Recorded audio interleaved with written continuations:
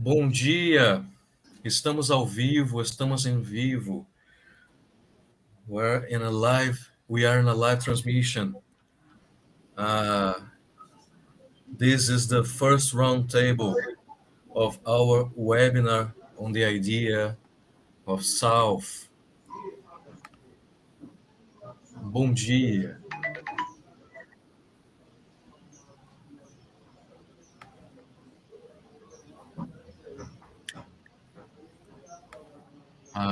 Let me see. Tengo un eco.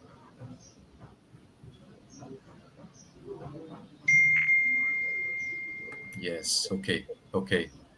La transmisión empezó, empezamos a transmissão, começamos a transmissão agora, ao vivo. Muito obrigado pela presença de todos. I will make a brief presentation in English about our project and our network. This webinar, my dear ones, is part of the activities of the South-South Intellectual Network that we call RISUR, así, RISUR en español. In addition to the networks, meetings, and publications that we are organizing many times in the last few years, we are creating working groups like this, such as this one. This one is about the idea of Global South. Based on this activity, we are going to organize a book that should be presented. I would like to very much next May, in another webinar, one-day webinar, with the presentation of an ebook with the contributions of everyone who is presenting today. From now, I would like to inform that we will be organizing our next South-South intellectual meeting, the next one in an hybrid format in Tangier, Morocco, from November 1st to 3rd, 1, 2, and 3 of November. So in less than 1 month from now, you all are invited to stay with us. Yes, thank you very much. Bueno, bom, we will begin our first roundtable of our webinar. We will open the program.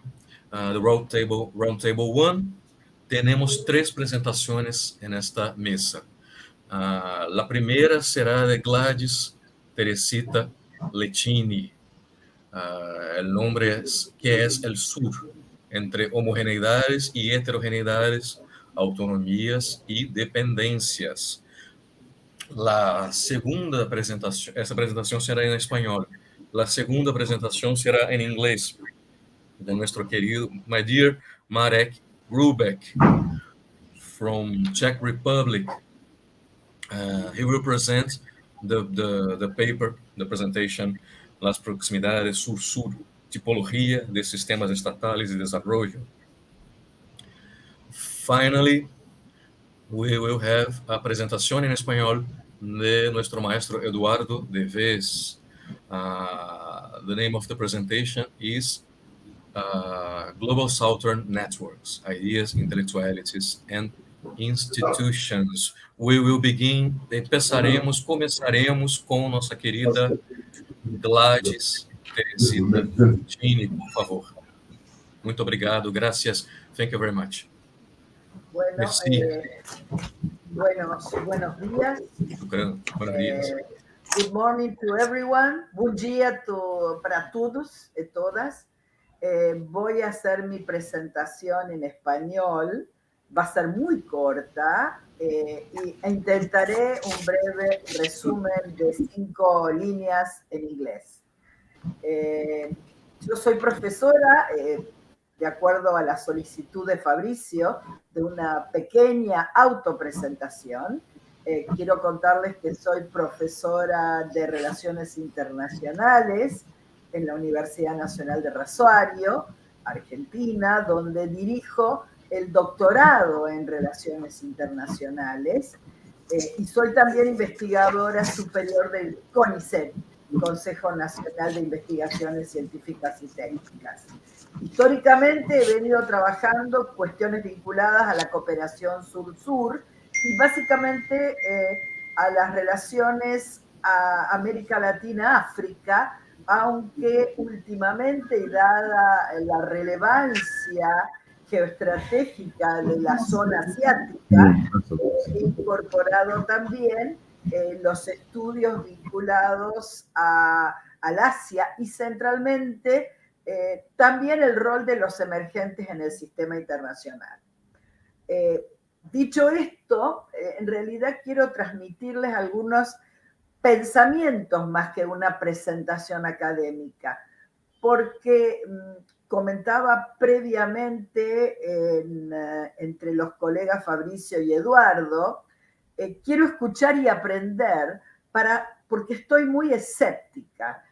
Siento que estamos en una espiral autocomplaciente y de alguna manera pretendo encontrar soluciones para los problemas, porque tengo la sensación de que en algún sentido hemos fracasado en transmitir nuestras ideas o en desarrollar o pretendo que el desarrollo de una mayor cooperación académica entre los académicos del sur nos permita avanzar en estudios comparativos que van a enriquecer la construcción de nuevos andamiajes. Siento que necesitamos nuevos marcos teóricos, nuevos marcos conceptuales para entender las realidades. El siglo XXI nos muestra que en realidad seguimos estando los países del sur en una situación de vulnerabilidad y dependencia heredada de la colonialidad. Y esa situación, comparativamente en estos 70 años, si tomamos Bandung o tomamos las independencias africanas, no ha mejorado sustancialmente. Y creo que tampoco hemos sido capaces de establecer teorías desde varios abordajes que nos hayan ayudado a mejorar la situación de estos países. Si nos preguntamos qué es el sur es un término holístico, comodín, que intenta reflejar una realidad que tiene que ver básicamente con la vulnerabilidad, es decir, con la incapacidad de estos países de determinar o incidir en las reglas de juego del sistema internacional. Estamos de alguna manera, como diría Tucídides en el siglo V, en su obra Las guerras del Peloponeso, estamos entre los países que deben obedecer y no aquellos que juegan el juego importante. Pareciera que esta relación es un juego de suma cero, en el sentido de que en general son los países del sur, los países de América Latina, África y Asia, los que reciben siempre las consecuencias de un sistema internacional que es injusto, que es inequitativo. Una de las cuestiones centrales, entonces, para superar esta vulnerabilidad, para de alguna manera combinar estas heterogeneidades con comunalidades se ha planteado en el contexto de la cooperación Sur-Sur. La cooperación Sur-Sur para superar vulnerabilidades. De todas maneras, si uno observa la evolución de la cooperación Sur-Sur, está claro que solo hubo algunos momentos de coordinación de políticas. Y estos momentos de coordinación de políticas se debieron a la conjunción de ciertos procesos sistémicos con procesos domésticos que posibilitaron el desarrollo de la solidaridad en pos de intereses mutuos. Creo que aquí debemos detenernos en dos conceptos, que son solidaridad e intereses mutuos. ¿Por qué? Porque solo si uno observa la evolución del sistema internacional, hubo momentos de expresión de solidaridad, hubo momentos que se buscaron intereses mutuos, pero en la mayor parte de los casos, el individualismo o de alguna manera los condicionantes domésticos, los problemas domésticos, apuntaron a que esta tan mencionada solidaridad no apareciera. Otra palabra que me parece que conceptualmente también es importante a tener en cuenta es la cuestión del desarrollo, que está vinculada a esta situación de vulnerabilidad, que nos hace plantearnos qué desarrollo, en qué sistema y para quiénes. Entonces, creo que todavía no hemos aprendido demasiado porque las situaciones domésticas nos han condicionado fuertemente. Como he escrito hace un tiempo y también lo encontré en algunos abstracts, en nuestros países del sur también tenemos nortes y sures, también tenemos inequidades, tenemos vulnerabilidades que marcan a su vez reglas de juego diferentes. Quizá tenga que ver con la naturaleza del ser humano, quizá tenga que ver con las formas de entender la política, la economía. Pero me parece que si no superamos estos condicionantes domésticos, poco vamos a lograr para cooperar entre nosotros, para cambiar el sistema que nos condiciona. El rol de los emergentes, que ha aparecido a principios del siglo XXI, también presenta sus vulnerabilidades. No todos los emergentes son iguales. Y si bien los BRICS han ampliado su número, esto no quiere decir de que vayamos hacia un sistema más democrático. Por tanto, yo creo que como red intelectual del sur, me parece que debemos discutir un poco más, tratando de encontrar estas comunalidades y también haciendo una cierta, un cierto autocrítica en torno a ver en qué nos equivocamos para no llegar hasta los destinos de las poblaciones cuyas condiciones queremos cambiar.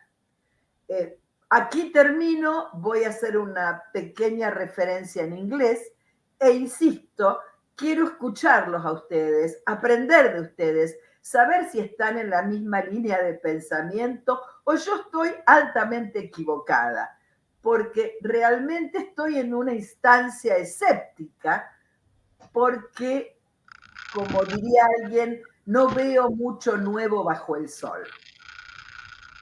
Well, just to a brief summary, I'm personally questioning the idea of South, the capacity of South-South cooperation to overcome vulnerabilities in the global South, which is quite a particular concept that englobes mainly vulnerabilities and also the I am discussing the possibility and the viability of overcoming vulnerabilities through South cooperation that has been the result successfully of only some periods, some impulses of policy coordination when a particular combination of the international system and domestic conditions have occurred. Mainly it was in the 70s and in the first decade of the 21st century, but nowadays the international system seems to be going through a situation in which the South is not going to change much. Thank you very much.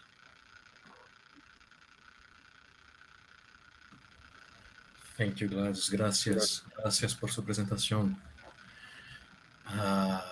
The next presentation is of Marek Hrubec. Please, Marek. Hello, thank you for the invitation. I'm Marek Hrubec. I work in the Institute of Philosophy of the Czech Academy of Sciences in Prague, in the Czech Republic. I'm also a member of the European Academy of Sciences, and I focus on social and political philosophy, sociology, partly political science, and from these perspectives, I analyze mainly various aspects of global studies, and I'm focusing on the Global South. Today, I would like to present a paper on South-South proximities, specifically on cooperation, on various kinds of cooperation, based on typology of states. If they are socialist, capitalist, or other ones. And second, because this typology is important, but as you will see in my explanation, in the end, from the history, we know that countries cooperate also on other bases. And they are sometimes, many times, even more important, and they are connected with issues of independence and development. I will present it today in English, but next time I can do it in Spanish, and I can send you my paper in English and Spanish if you like. So, South-South cooperation is greatly facilitated by the typological proximity of economic political models. We can ask how political philosophy of state typology can help understand the realities of current and potential future South-South cooperation between peoples, countries, and regions. At the same time, the limits of typological proximity need to be defined. Although typological proximity is a motivation for cooperation between countries in the same typological group, the reality tends to be more complex. It is necessary to enrich the typological models with specifications of the historical conditions in different epochs, particularly from World War II, that's part of my analysis from World War II till now, through the rise of anti-colonial struggles and the eras of development to the present. So first on typology of state models. I will start my typological analysis with Africa. Individual African countries didn't follow the same path after their successful struggle against colonialism after World War II, with some having greater and others fewer choices. In principle, their paths can be divided into three trajectories after World War II. First, experiments with socialism. Second, experiments with capitalism. Third, experiments with kind of independence on major powers, especially within the non-aligned movements. A more subtle differentiation should take into account that the experiments took different forms depending on which versions of socialism or capitalism the African countries cooperated with. And in this paper, I will focus on experiments with socialism because I have time limits, but in other paper I can specify it concerning other kinds of typology. And I will make a comparison of each of the main socialist versions concerning their realization. So African countries linked socialist experiments implemented mainly state-led development, including land reforms and nationalization of colonial companies. We may distinguish at least 5 main kinds of experiments. First, African socialism. Many times it's a term, African socialism. It is an attempt to build African version of socialism stemming from local conditions, which can serve also as an inspiration elsewhere. Tanzania or Ghana, after gaining independence, can be seen as paradigmatic cases in sub-Saharan Africa. Second, indigenous or ethnic socialism.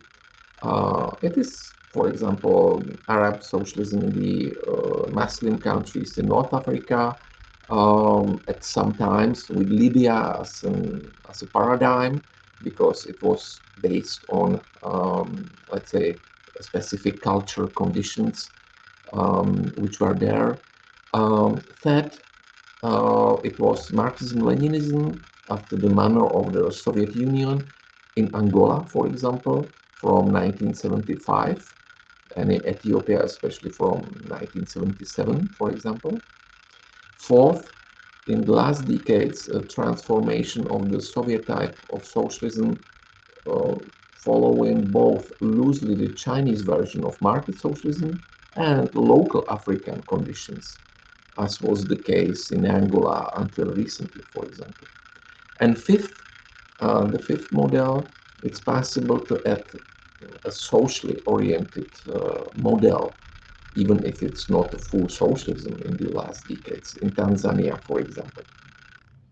So to specify leading personalities who made attempts to create original models of the African state system, it's possible to mention Kwame Nkrumah in Ghana or Leopold Senghor in Senegal, who created African versions of socialism, alongside Malimu Julius Nyerere's effort to build Ujamaa in Tanzania, or Gaddafi's Arab Socialist Jamahiriya in Libya.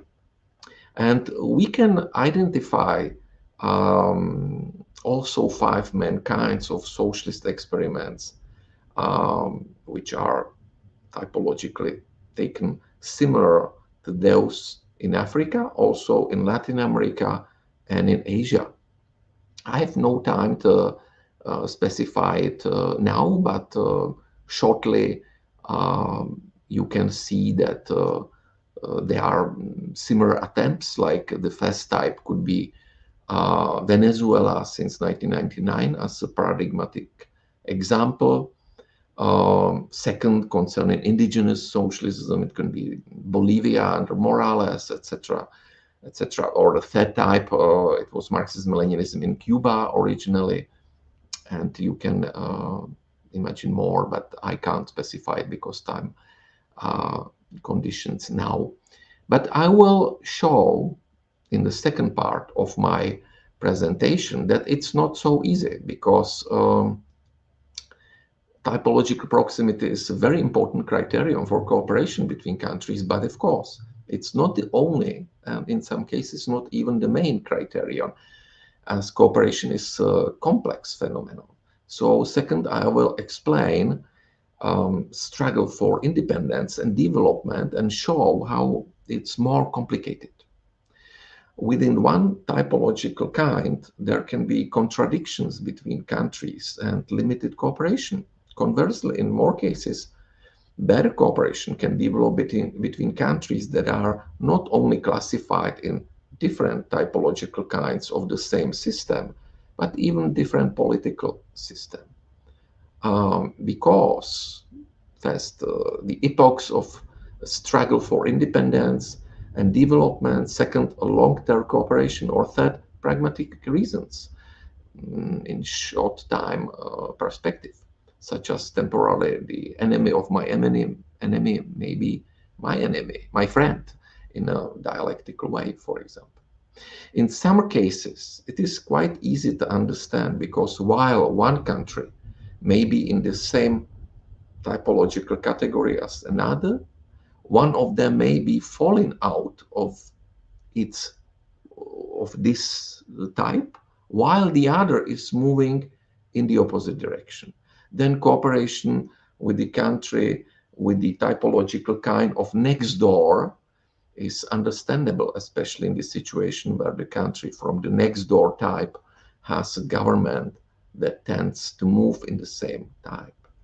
But there are also more complex relationships between countries. I can explain it in a general way in terms of political philosophy or political science, but I think that it'll be, I have this explanation in my paper, but I think it'll be more clear if I give an empirical example. The inter-country relations can be empirically illuminating by looking at the historical relations of China and the Soviet Union with other countries in Africa and other developing countries. It is a historical example, but we can see similar cases today as well. It has some topical implications, as there is now again not only Western influence in Africa and in other countries of the South, but also significantly the influence of China and Russia in the context of other emerging countries, socialist and others.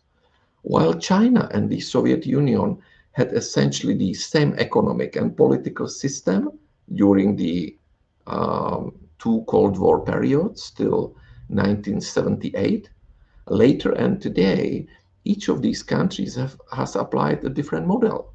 Yet both are in some ways currently building on their past experience in the global South. The African countries are aware of their past cooperation and are also consciously building on it to some extent. But now let's look at the historical example. The Soviet Union and China, as two countries with communist government, had cooperated in the past, but in different eras, their interactions were different, sometimes even conflicting, as it is well known. Their relations with each other and also with Asian, African, and Latin American countries can be explained by the fact that these relations were determined by the different eras of development of these two major powers at one time. This perspective also allows us to understand current approaches in different settings, as well as potential approaches in different future scenarios. From World War II onwards, in the following decades, the Soviet Union was the main ideological opponent of the West. With its socialist revolution, its development, and its support of colonized countries, it inspired many of these colonized countries. Many of them wanted to defy the Western colonial powers and establish a version of socialism as well. Although there were strong relations between the Soviet Union and the anti-colonial groups seeking to overthrow colonialism in the colonized countries in Africa, there were also differences. The main difference consisted of the fact that the Soviet Union had entered into an agreement with the West after the World War II for so-called peaceful coexistence, which included disarmament efforts. The Soviet Union was very exhausted after successful deploying many of its forces during the World War II and preferred, after the war, peaceful economic development at that time. In contrast, governments in waiting in the colonized countries thought the armed overthrow of Western colonialism. In Algeria, for example, they succeeded in expelling the French colonizers in 1962 and Algeria became an example of successful armed regime change and the establishment of country's socialist orientation. In this situation, the colonized countries were more impressed by the People's Republic of China, which, after its experience of Japanese occupation in World War II, preferred an anti-imperialist and armed approach to Western countries. Therefore, in the era of anti-colonialism, during the struggle for independence from 1950s and 1970s, many African countries sought cooperation with China. However, after the colonized countries broke free from the colonial yoke, they were interested more than Chinese radical anti-imperialist statements. After all, China could not then offer at that time an attractive model of development for African independent countries to follow during the Great Leap Forward, the late 50s and early 60s, and the Cultural Revolution, the early the 60s and the 70s. By that time, by contrast, the Soviet Union had already worked out its development model and was implementing it. Therefore, after independence, African and other developing countries began to gravitate toward the Soviet Union and economic, political, and security cooperation with it. At first, for example, Cuba was impressed by Chinese anti-imperialism and disillusioned by the Soviet withdrawal of its military equipment from Cuba as a result of the Cuban Missile Crisis in 1962. But thereafter, Cuba embraced the peaceful coexistence and development advocated by the Soviet Union. So you see that there were changes at time according to the independence on development. It was not cooperation based only on proximity, socialist proximity or others proximity. So it's more complex. It's important to have socialist proximity, but that's not the only criteria. People in the global south, in Africa, I can conclude now, in Latin America and in Asia, but also in other parts in the world, can engage in mutual learning from their own experience, in this case from socialist experiments, and both positive and negative in history and the present. South-South interactions and cooperation are structures in more complex trajectories, however. Sometimes it's based on those typological proximities, and sometimes it's more complex in various eras. To overcome the current receding but not giving up the Western hegemony and to increase social standards of living in the global South, South-South relations among countries in Africa, Asia, Latin America, and Eastern Europe is to cooperate on both similar typological, socialist or other characteristics and adequate levels of the struggle for independence and development in the history. And now it could be based more on typological proximities because it's already after the independence. While the people and countries of the global South have to overcome not only external but also their own internal contradictions in the global South, already now they can play a bigger role in the new contemporary efforts for a multilateral world than in the older unipolar or bipolar world in history. So I can send you my paper immediately now if you want, even if I will improve it a bit later during weeks. Thank you very much for your attention. Thank you very much, Marek. Very interesting presentation. And, Thank you. eu gostaria, em português, de anunciar a presença nesta transmissão de duas pessoas muito importantes da nossa rede, desde muitos eventos anteriores. A Carla Braga, da Universidade Eduardo Mondlane, está por aí. de Moçambique, e nosso colega, nosso querido Germain Ngoie, que acabou de cair, mas daqui a pouco volta, da Université de Lubumbashi, da República Democrática do Congo. Passar a palavra para o nosso querido Eduardo Devés. Obrigado, querido amigo. Voy a comenzar saludándote, Fabricio, y felicitándote por la realización de esta nueva iniciativa, que seguramente va a dar pronto como fruto un nuevo libro de nuestra red, en el cual, con trabajos heterogéneos, como no puede ser de otra forma, pero que cubren varios países de la región, que cubren varias subregiones del sur global, etcétera, ayudará a constituir la red y a informarnos mejor de lo que estamos haciendo cada una de las personas por separado y a veces también en grupos.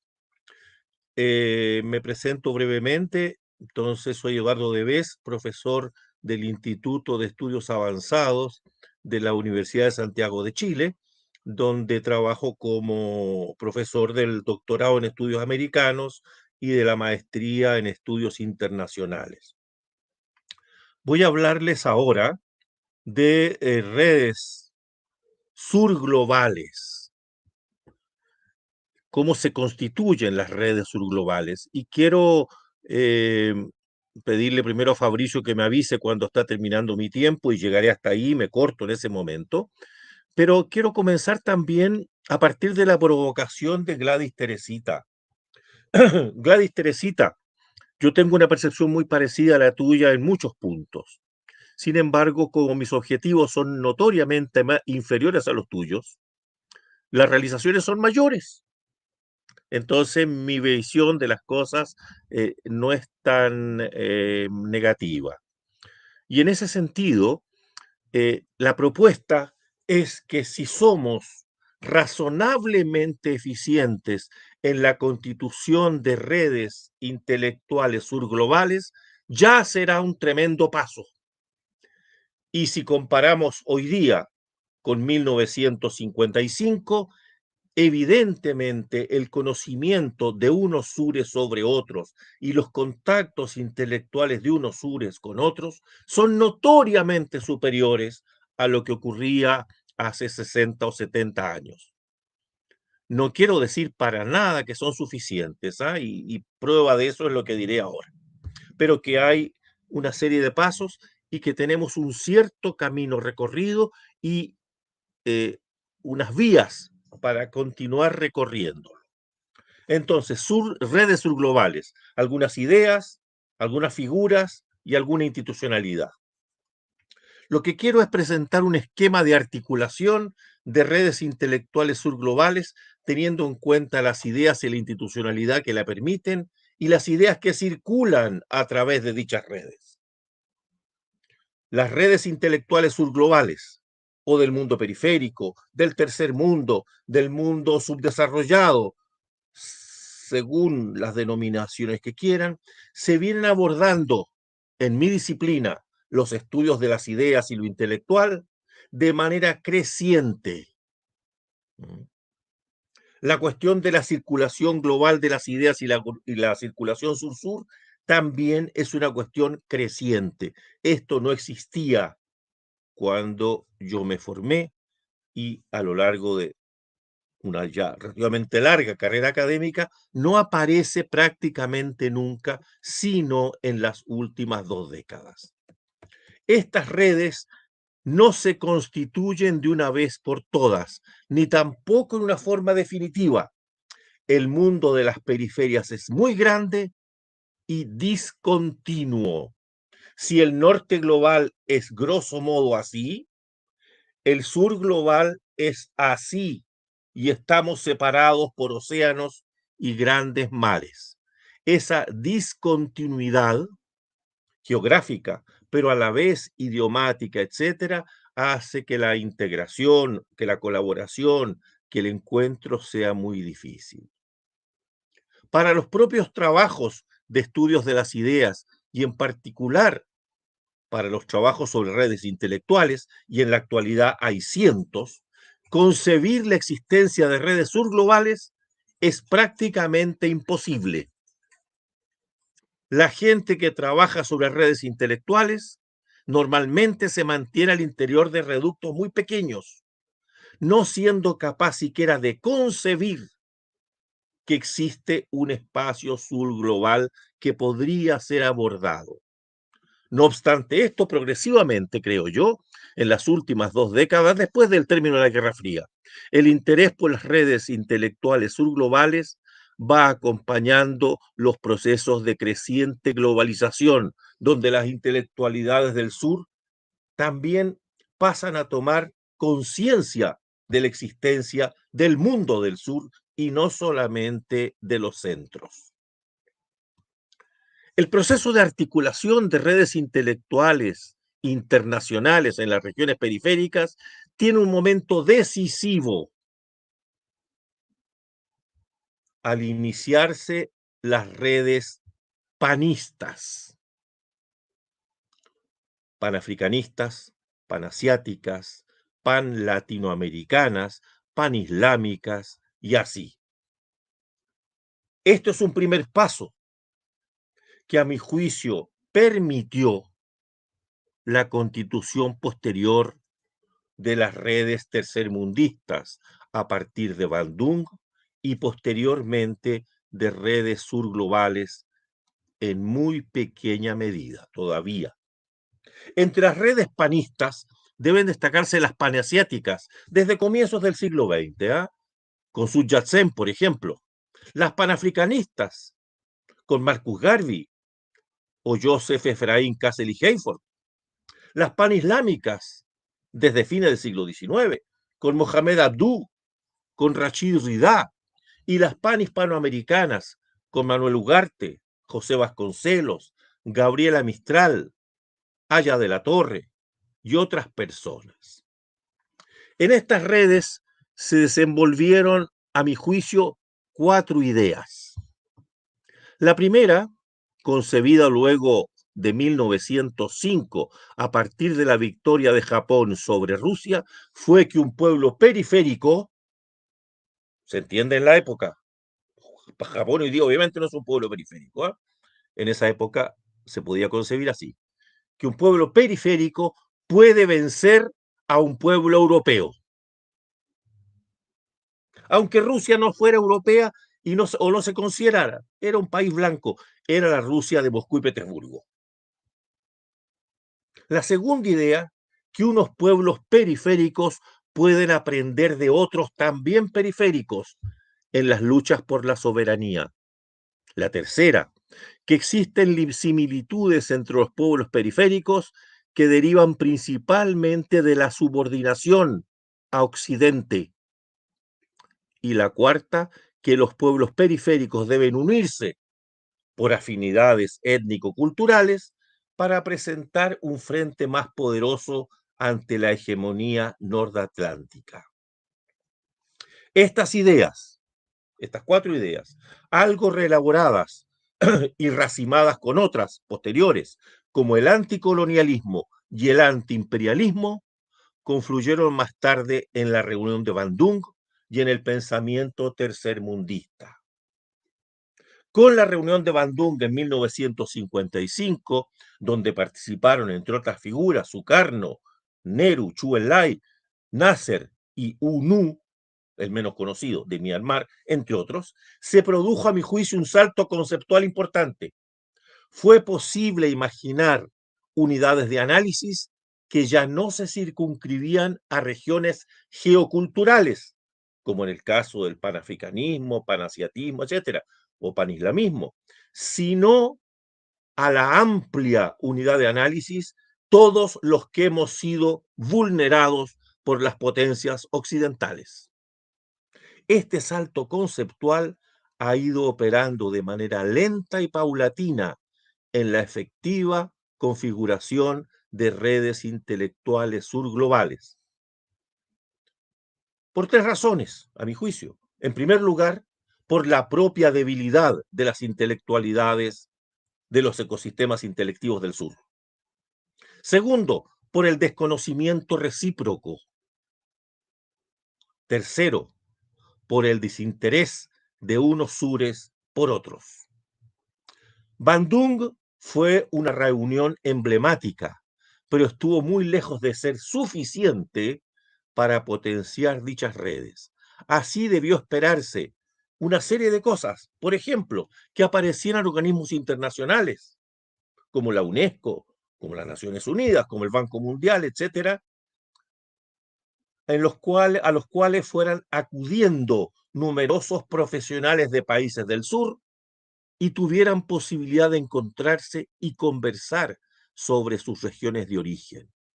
Y aquí un paréntesis, una tesis clave en todo esto. Las intelectualidades del sur se encuentran principalmente, entre ellas, en el norte. No se encuentran en el sur.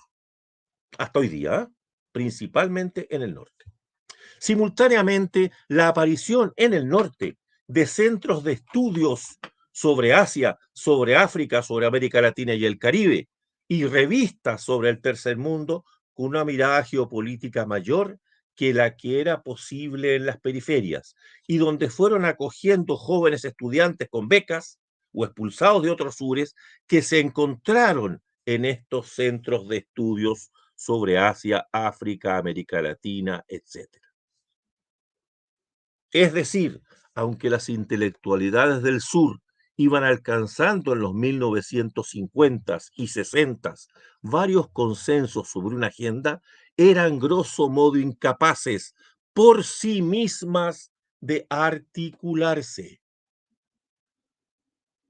unas con otras hacia las periferias, porque carecían de información sobre quién es quién, carecían información de la institucionalidad de esos lugares y no tenían los medios para viajar. ¿Cuáles eran estos consensos? La independencia y autonomía política, el desarrollo y la calidad de vida, el anticolonialismo o antiimperialismo, el derecho a la propia cultura y a la propia lengua, el desalineamiento con la URSS y con USA. Sin embargo, todavía no bastó esa agenda compartida. Era suficiente que hubiera idiomas compartidos de manera importante, conocidos por las intelectualidades del sur, que hubiera instituciones como la CEPAL, la Comisión Económica para África, la Comisión Económica y Social para Asia-Pacífico, la CODESRIA, el Council for Development of Social Science Research in Africa, para que pudieran comenzar a gestionarse convenios entre figuras intelectuales insertas en diversas regiones del sur. Paralelamente, aunque súper tímidamente, se han venido creando institutos, cátedras, publicaciones en algunos lugares del sur sobre los otros sures. Enseñanza del idioma, de los estudios, de la cultura y la sociedad. Tú me dirás, Fabricio, cuando se me acabe el tiempo. Periodización de estas redes surglobales.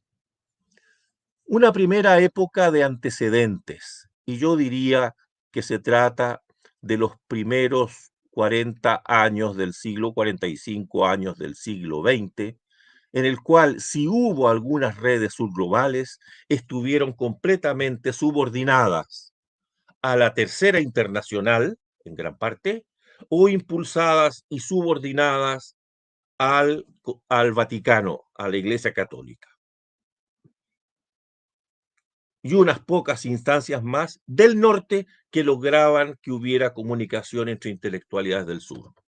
Solo a partir de mediados del siglo XX, después de la Segunda Guerra Mundial, con la creación de organismos internacionales de asuntos económicos y sociales y con gente de países con un sistema universitario y científico-tecnológico más desarrollado, se fueron constituyendo redes con un soporte institucional y económico que operó como condición de posibilidad y energizador de esos primeros intentos de redes autónomas, y que son poquísimas y escasas.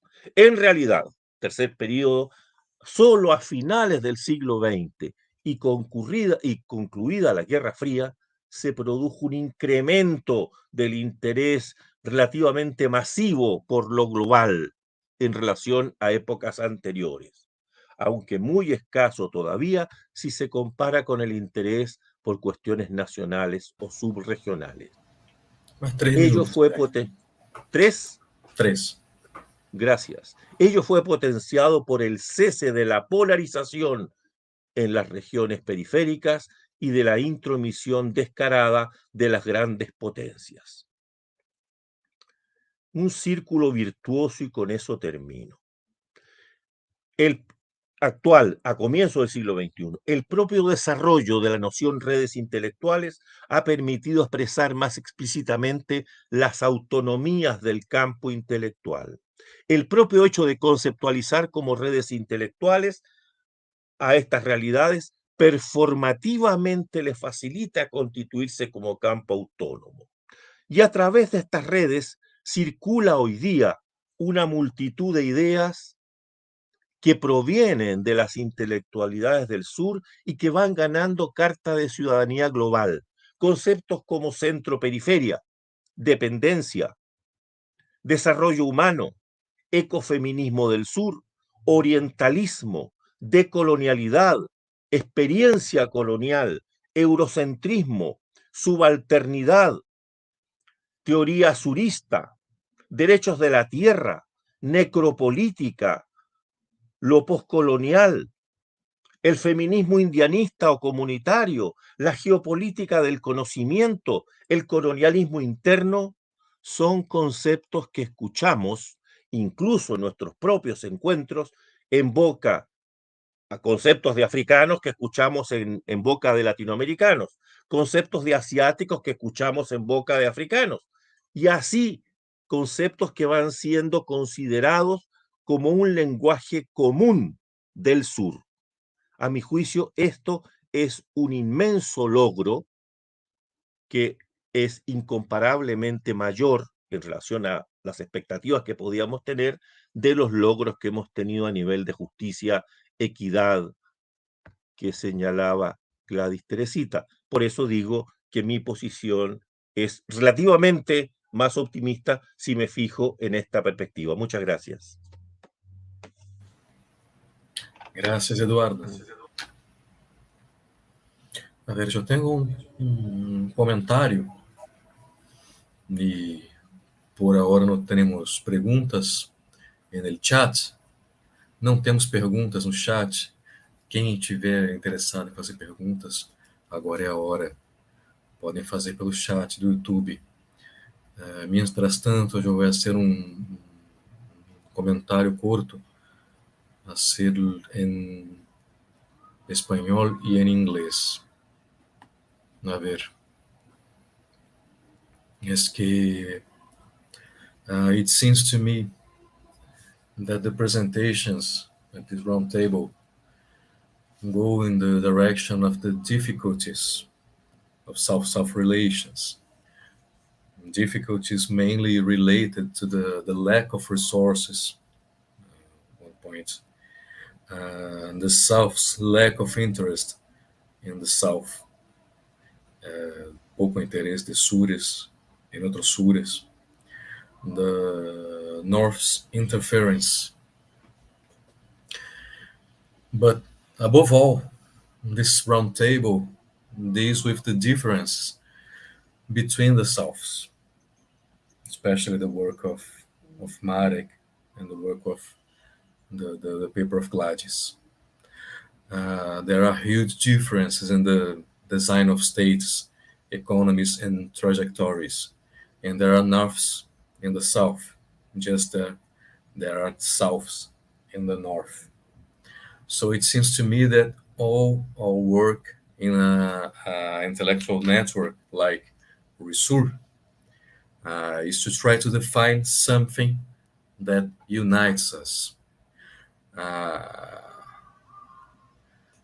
think that Gladys goes in one direction.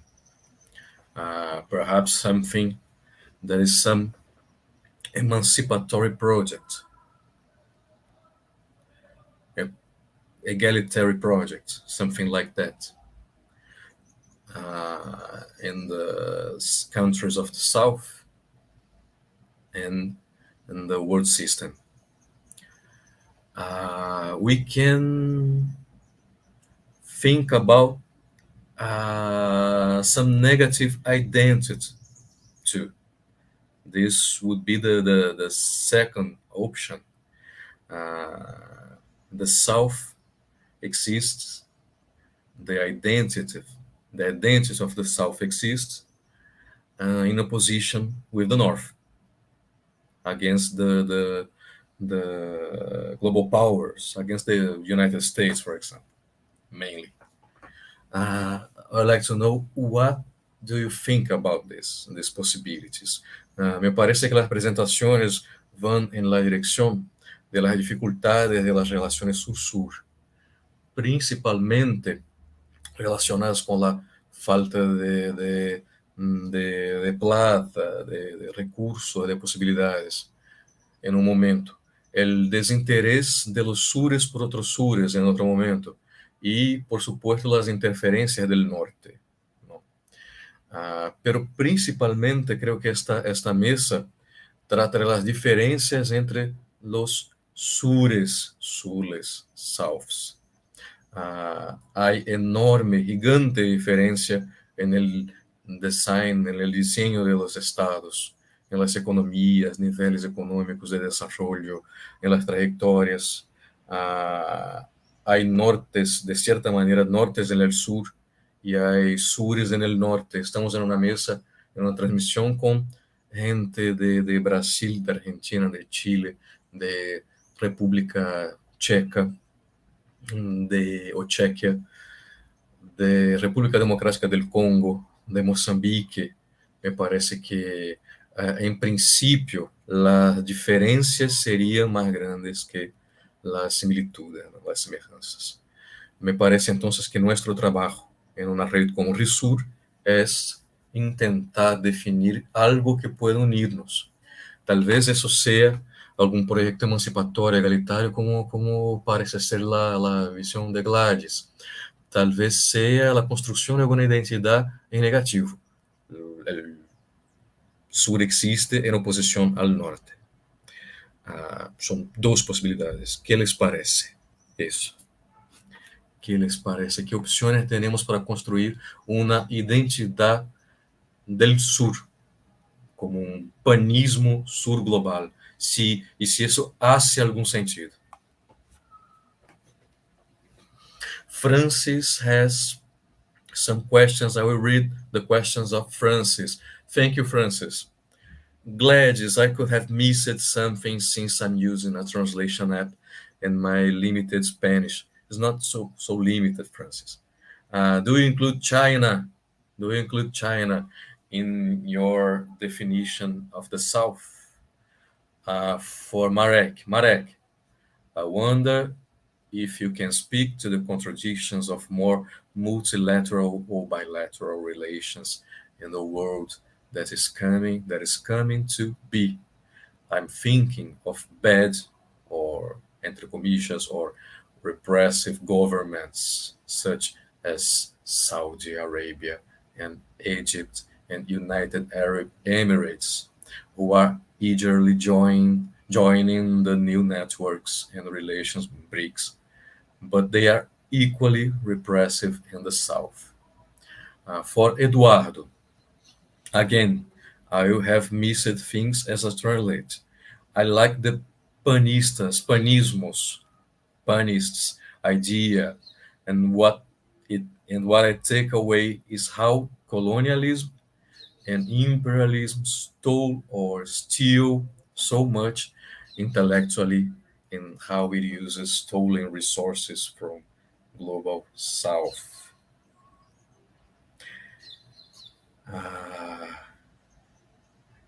Por favor, empezamos por ahora es eso, ¿no? Y empezamos por Gladys. Okay, I will answer in English. My poor English, anyway, I will dare do it. The question is if I consider China in the South. I personally do not consider China in the South, as it is an emerging country disputing leadership with US in the global order. Nevertheless, China itself has a double standard speech. On one side, China plays the role of belonging to the South and is trying to lead the South. Belonging to the South because the main argument, China's main argument, is that the majority of the population shares Southern conditions. So China belongs to the South. And also playing a role of leadership because for example, in the case of China is trying to lead a group of countries, emerging countries, and not so emerging from the global South. In the case, for example, of the inclusion of new memberships in the G20. On the other side, China sits at the big table with the most important countries, even in the case of the Security Council. So this is China's double standard, that it has to do with, let's say, an emerging country that has already or almost already emerged. But personally, I think China is not South. Thank you. Marek, please.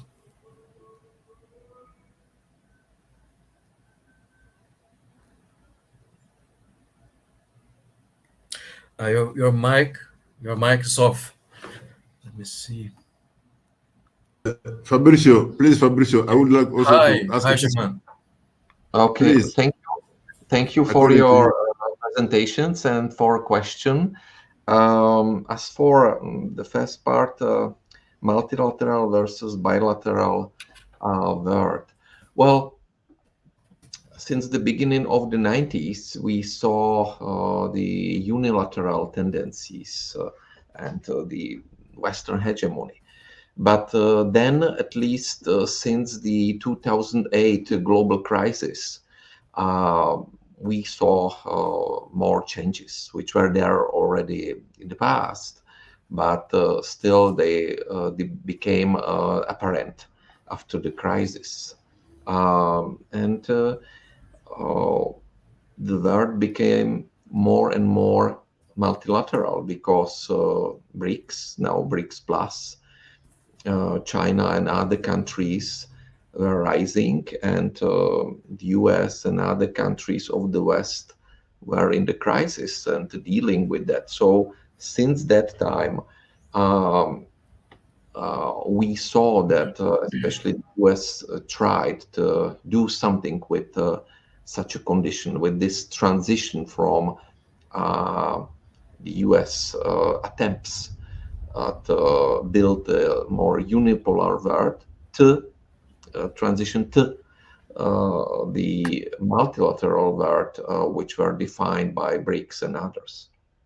And what happened is that when the US realized that it's not possible to keep its unilateral tendencies anymore, they started to build more bipolar world again. That's why some authors, some politicians, some theorists talk about a new Cold War or a new blocks, a new bipolar world again.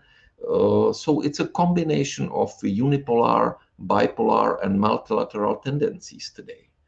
I hope, of course, that it will be plural, multilateral in the future, and countries will be in equal conditions, etc., etc. So this is concerning the first question. And second, as for United Arab Emirates and similar other countries which will enter BRICS Plus since January next year. They were already approved, in fact.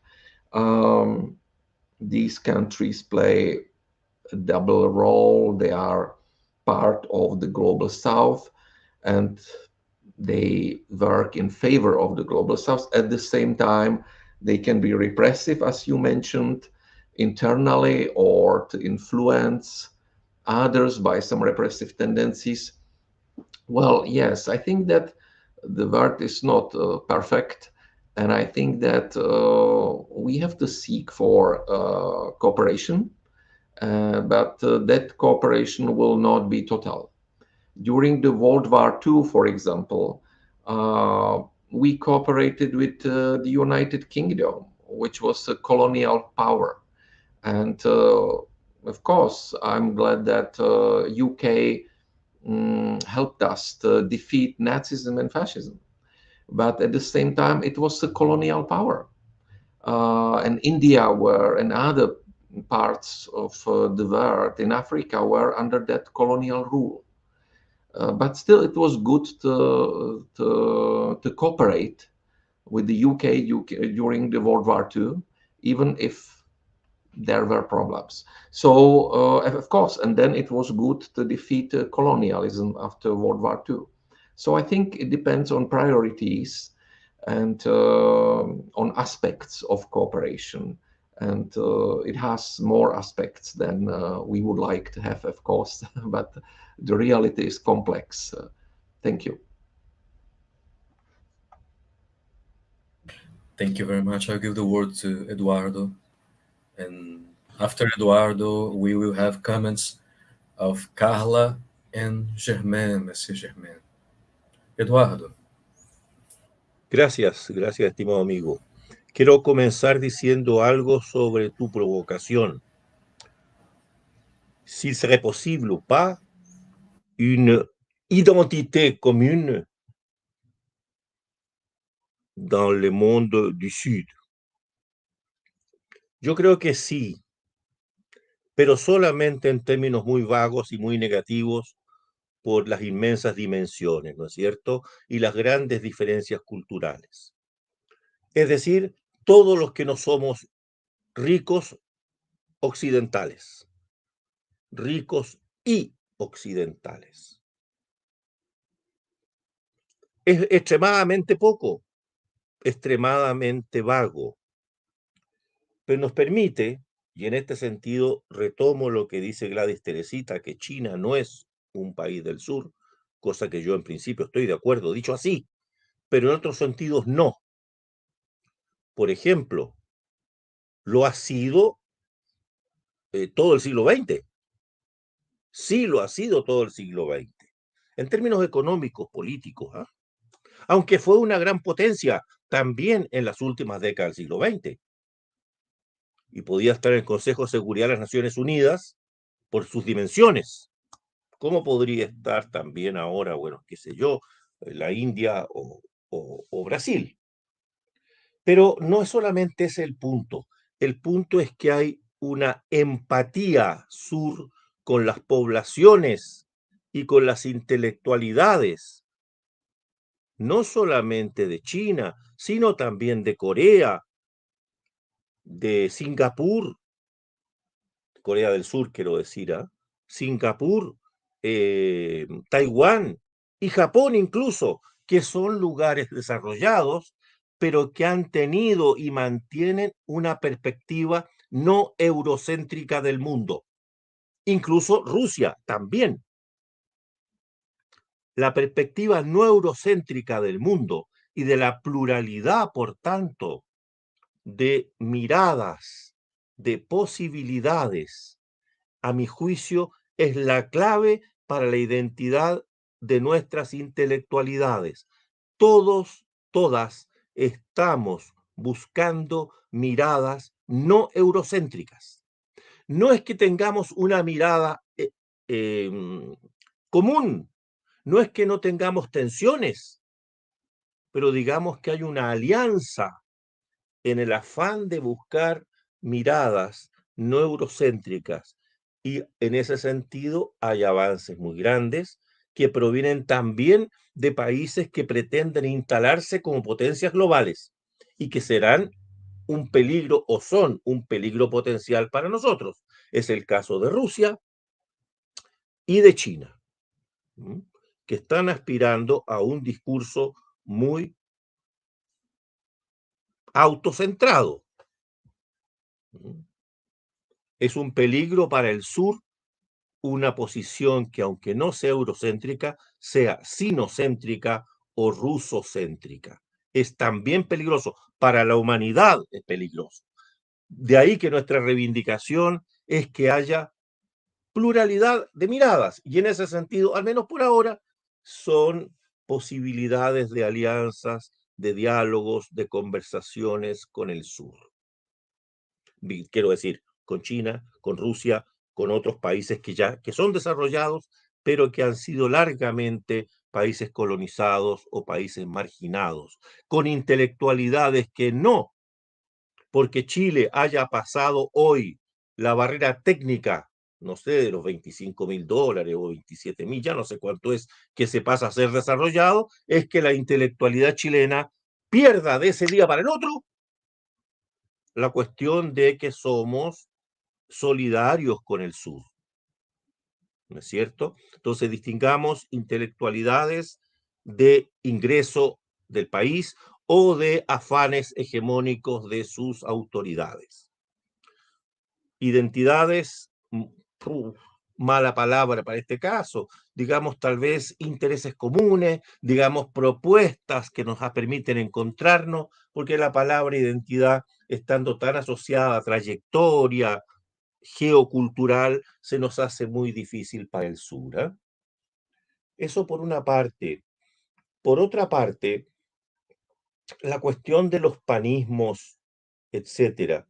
Los panismos, a mi juicio, han sido importantísimos, siguen siéndolo importantísimos, aunque ellos no reconozcan validez en los otros panismos. Los panismos tienen también una vocación de autocentrarse. Los panismos religiosos con mayor razón, el panislamismo, pero otros como que no son religiosos, que son laicos, como el panarabismo o el pannegrismo, etcétera, quisieran tener una narración de la historia que los ponga a ellos como centro del mundo. Y así empiezan a reivindicar, ni qué decir, el pan-cinismo el pan-chinismo con los chinos de todo el mar de China o toda el Asia, que quieren una historia, una versión de las cosas, un relato sobre el mundo que tenga a lo chino como central. Los latinoamericanos nos libramos mucho de eso. Creo que los eslavos también se libran mucho de eso, porque nunca hemos sido tan hegemónicos, salvo los eslavos, los eslavistas rusos, Dugin, por ejemplo, pero los que no son eslavistas rusos, el mundo eslavo no ha sido nunca hegemónico. Los latinoamericanos nunca hemos sido hegemónicos. Y eso nos libera de ciertas ansias, que sí las tiene España, en cambio, hegemónicas. Nada. Quiero decir que incluso así los panismos han tomado conceptos que provienen del norte o se han inspirado en los conceptos del norte y todos hemos usado y hemos recibido parcialmente los recursos que vienen del norte para establecer redes. ¿Ah? Nos nutrimos del pensamiento del colonizador, pero hace décadas que estamos rebelándonos contra ese pensamiento del colonizador y por eso quise señalar con mucha fuerza que se ha instalado en que tiene carta de ciudadanía un discurso no europeo en el mundo del sur. Aunque lo digamos en lenguas de origen europeo, aunque yo lo enuncie en español y Fabricio lo enuncie o Carla en portugués y Ngoie en francés. Son lenguas del colonizador, pero las palabras no provienen de los ecosistemas intelectivos del norte, sino que se gestan, se trabajan, se reelaboran en el sur y circulan a través del norte, pero también a través del sur. Eso por ahora. Gracias. Graças, Eduardo. Monsieur Germain, vous êtes ici? Oui, oui. Bonjour, Germain.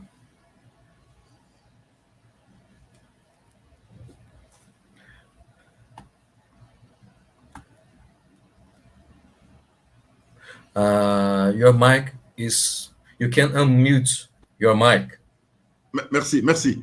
Buenos días, buenas tardes, bonjour à tout le monde.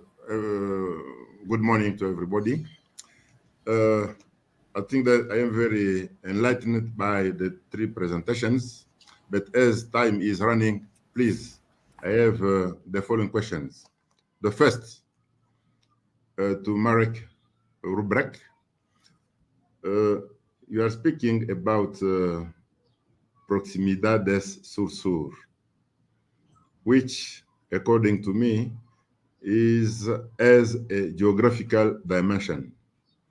Please, is it possible to think on ideological non-proximidades?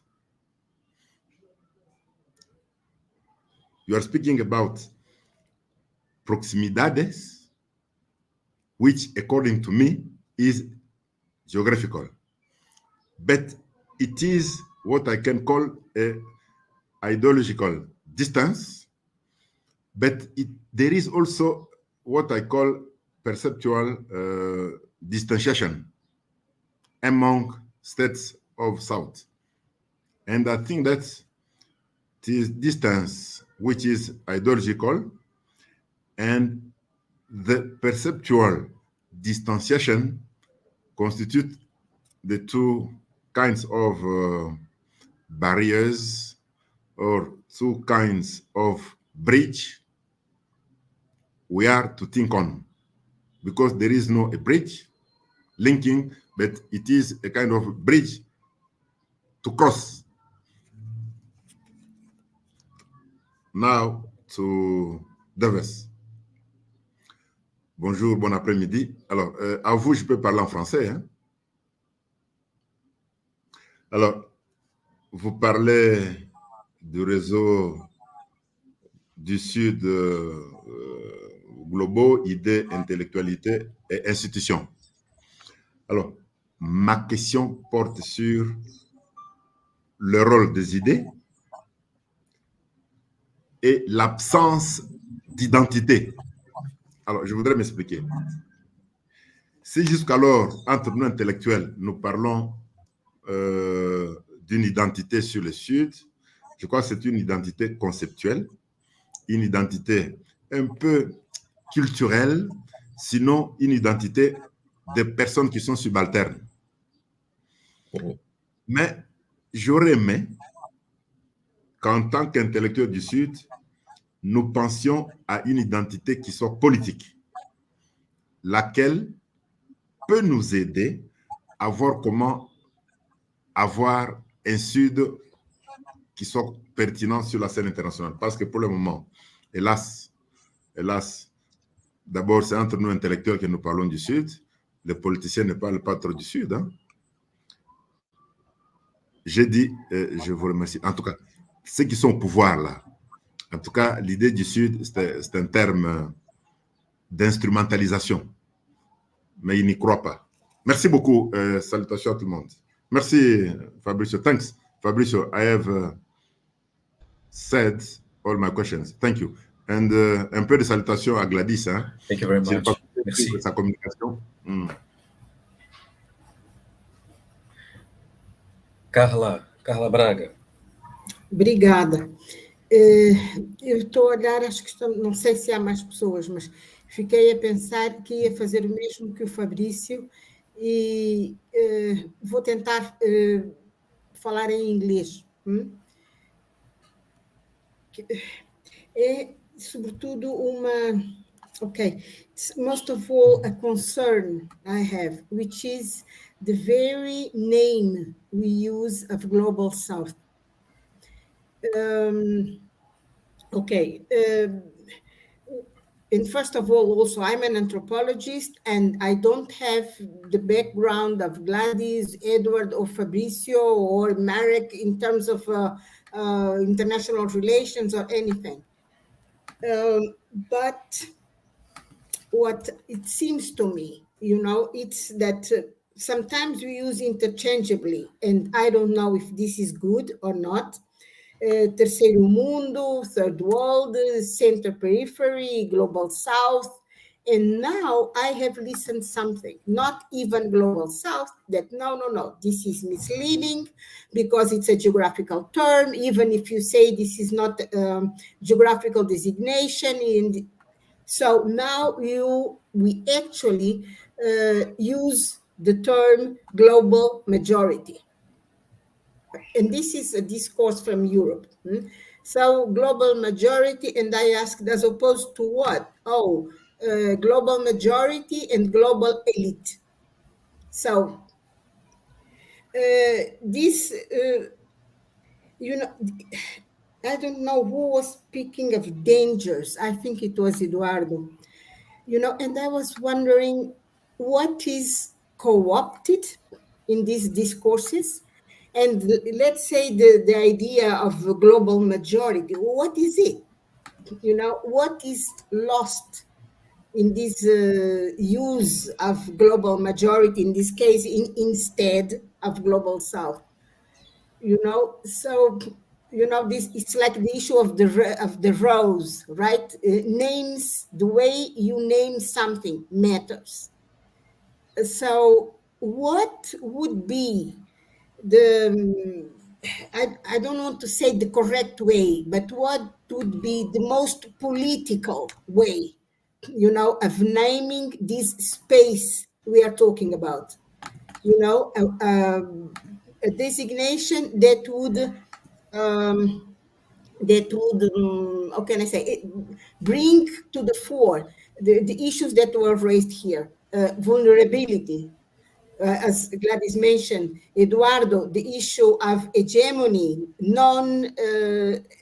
Eurocentric discourse, and so forth, because what it seems to me, and I don't have the historical background enough for that, we moved from Terceiro Mundo, then it's updated, then this, that, whatever. And now, can we imagine even global majority? What is this global majority? I don't know. But I have been hearing this more and more. So this is a concern I have. And okay, thank you. Thank you. Thank you, Carla. Contestaremos muy rápido porque tendremos que pasar a la próxima mesa, the next roundtable. We will begin in some minutes. Por favor. Gladys, Marek, and Eduardo. Carla, I think that concepts mean some ideological background behind. So for me, it would be very interesting if we try to build a small conceptual framework, just to say, okay, we call South or whatever to this and this and this. And to this extent, it doesn't matter how we call it. But I don't agree to say majority, elite, and whatever. I mean, even global South, I don't like global South. For me, it's South. But I think we should agree on what are the flesh we put to this bone that is South. And from that onwards, we could work. Thank you. Marek, please. Okay, thank you for your commentary, Ngoie, Germain, and question. I think that Gladys said a lot of what I wanted to say, so I agree. I will be very short to add only something. Well, the global south, I didn't take it geographically, of course. I took it also as a conceptual, ideological concept. When we describe it in a reverse term or negative term, it's pretty clear when we say non-Western world, for example, or the West and the rest. We know what it means, but we don't want to express it in this negative way, right? So that's why we are looking for other terms, which could be a bit problematic sometimes, etc. But as Gladys said, when we say what we mean, then we can say, okay, terms are limited, but we define it, we understand each other. That's the main point. Second, bridges. Yes, what I try to explain is that we should analyze various proximities, south-south proximities. I just wanted to say in my contribution that it's not so easy to base it only, let's say, on socialist tendencies or other tendencies, that it's more complex according to the development or era of independence, struggle for independence. So in various eras, there are more criteria, not just one. So when we try to define it, we should be more specific, and many times it's not enough to have just one criterion. That's it. And we can find also, that's the last sentence, more overlapping kinds of cooperation. It's not necessary to have just one kind of cooperation in the global south, because there can be more groups, and they can develop during the time and to find their own interests and satisfying their needs, etc., etc. So thank you. Muy breve, Fabricio. Primera cosa, esto de los conceptos y cómo llamarnos, la identidad, etcétera. Yo creo, como Marek, que no hay definiciones que nos dejen satisfechos. Sin embargo, hay un conjunto de criterios, de conceptos, de formas de decir, de lugares geográficos que se unen en esto, y el solamente un cierto sentido común nos permite concebirlo de manera más o menos homogénea. Pero en ningún caso tenemos que esperar conceptos precisos que sean compartidos por la totalidad del sur. No podemos, no tiene sentido esperar eso, no se va a lograr jamás. Por tanto, no debemos intentarlo siquiera. Lo mismo, c'est la même chose pour la politique. On ne peut pas imaginer une politique unifiée du Sud. On peut penser initiative politics. Initiative politique en différents espaces, en différents lieux, en différents aspects économiques, sociaux, etc. Mais on ne peut pas penser, imaginer un gouvernement global South ou une certaine confédération global South. Parce que nous ne sommes pas capables même de gérer nos pays. Si nous ne sommes pas capables de gérer nos pays, c'est impossible de seulement penser en la création, non pas à la gestion, hein, à la création d'une sorte de fédération globale du Sud. Donc, je ne crois pas que ce soit une tâche. Je crois que la tâche, c'est intellectuelle surtout, et son initiative, action, pas accord. Merci, Fabricio. Ok, muchas gracias, Devés. Muchas gracias. Eduardo. Bueno, bom, agora, em português, we have to go to the next roundtable. Temos que ir para a próxima mesa. Só vou pedir e propor um intervalo, a short break of 2 minutes for technical reasons, then we will begin the second roundtable. Empezaremos la segunda mesa redonda em 2 minutos, pode ser? Seguimos em la próxima tendremos we will have Germain dans la prochaine, Oui. Bilal,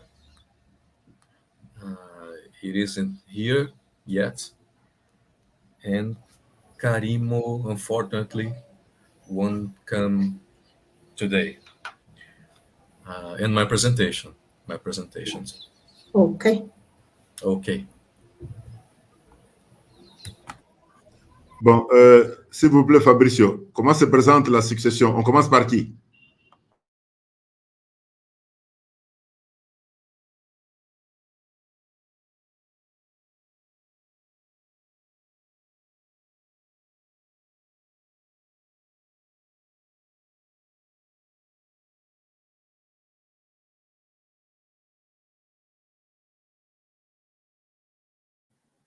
Comment ça va, Ngoie? Germain, tout bien? Gladys, bonjour. Bonjour, comment ça va? Il faut attendre 5 Oh, minutes. ça va bien, mais ça fait longtemps. Ok, si ça fait longtemps. Il faut attendre 5 minutes. Merci. Et après la seconde session, on peut parler un peu. Ok? Oui, ça va, merci. Bye. Buen día. Ok, Muchas gracias. gracias.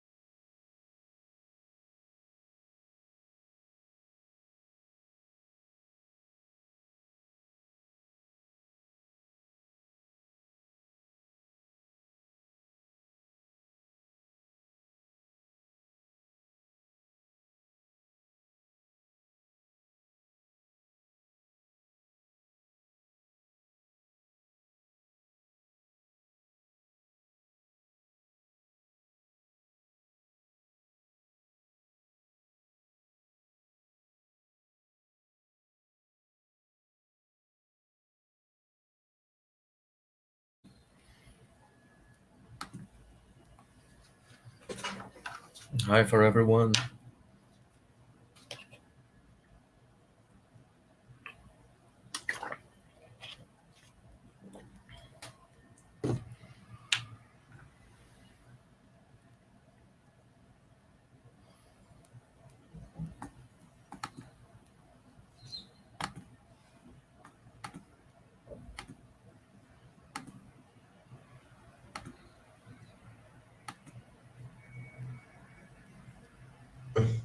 Fabricio, We'll on begin, commence dans combien de minutes?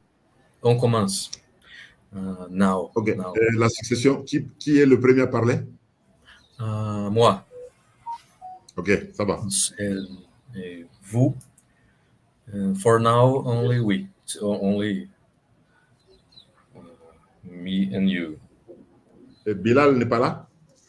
Bilal is not there? Bilal is not there. It's not there. Neither Carimo. I'm sending emails for Bilal. Let me see. I think Okay. And now, possibly. And how Carimo won't go. How long it will take us to speak? 15 or 20 minutes to 20 minutes. Okay, thanks. It's good. We'll begin. Okay. Good.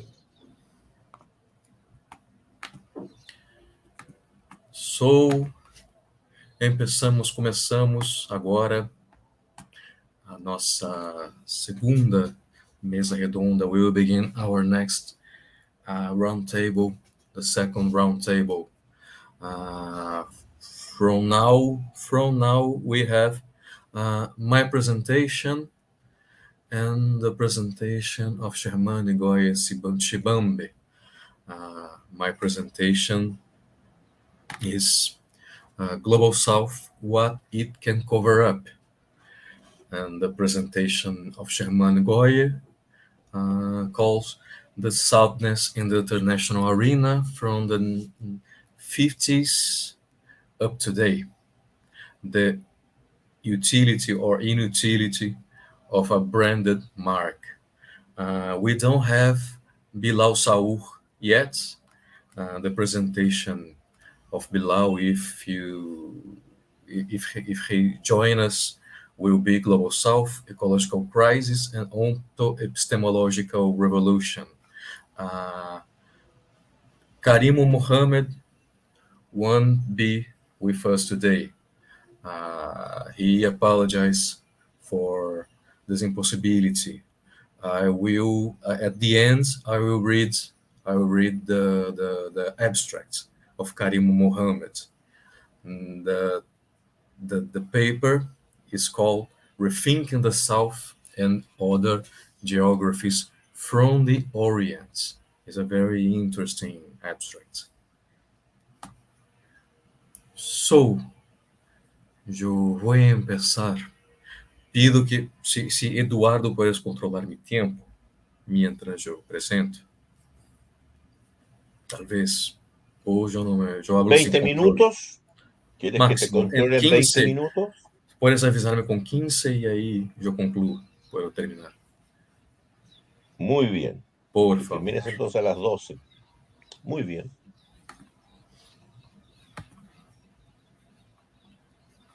Yo voy a presentar, para empezar, yo voy a presentar algo en español que es un cuadro que estoy armando, pero empezando, y falta mucho y hay posiblemente algunas incongruencias.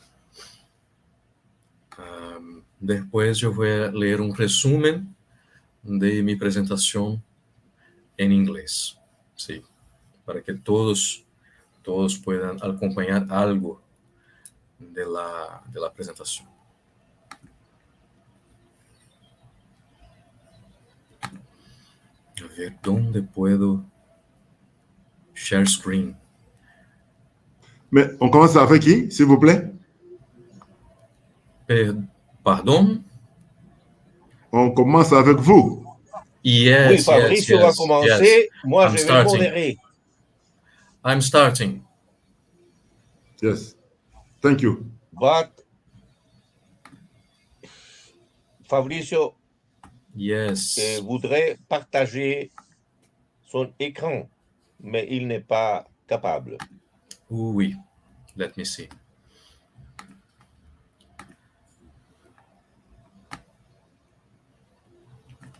Now.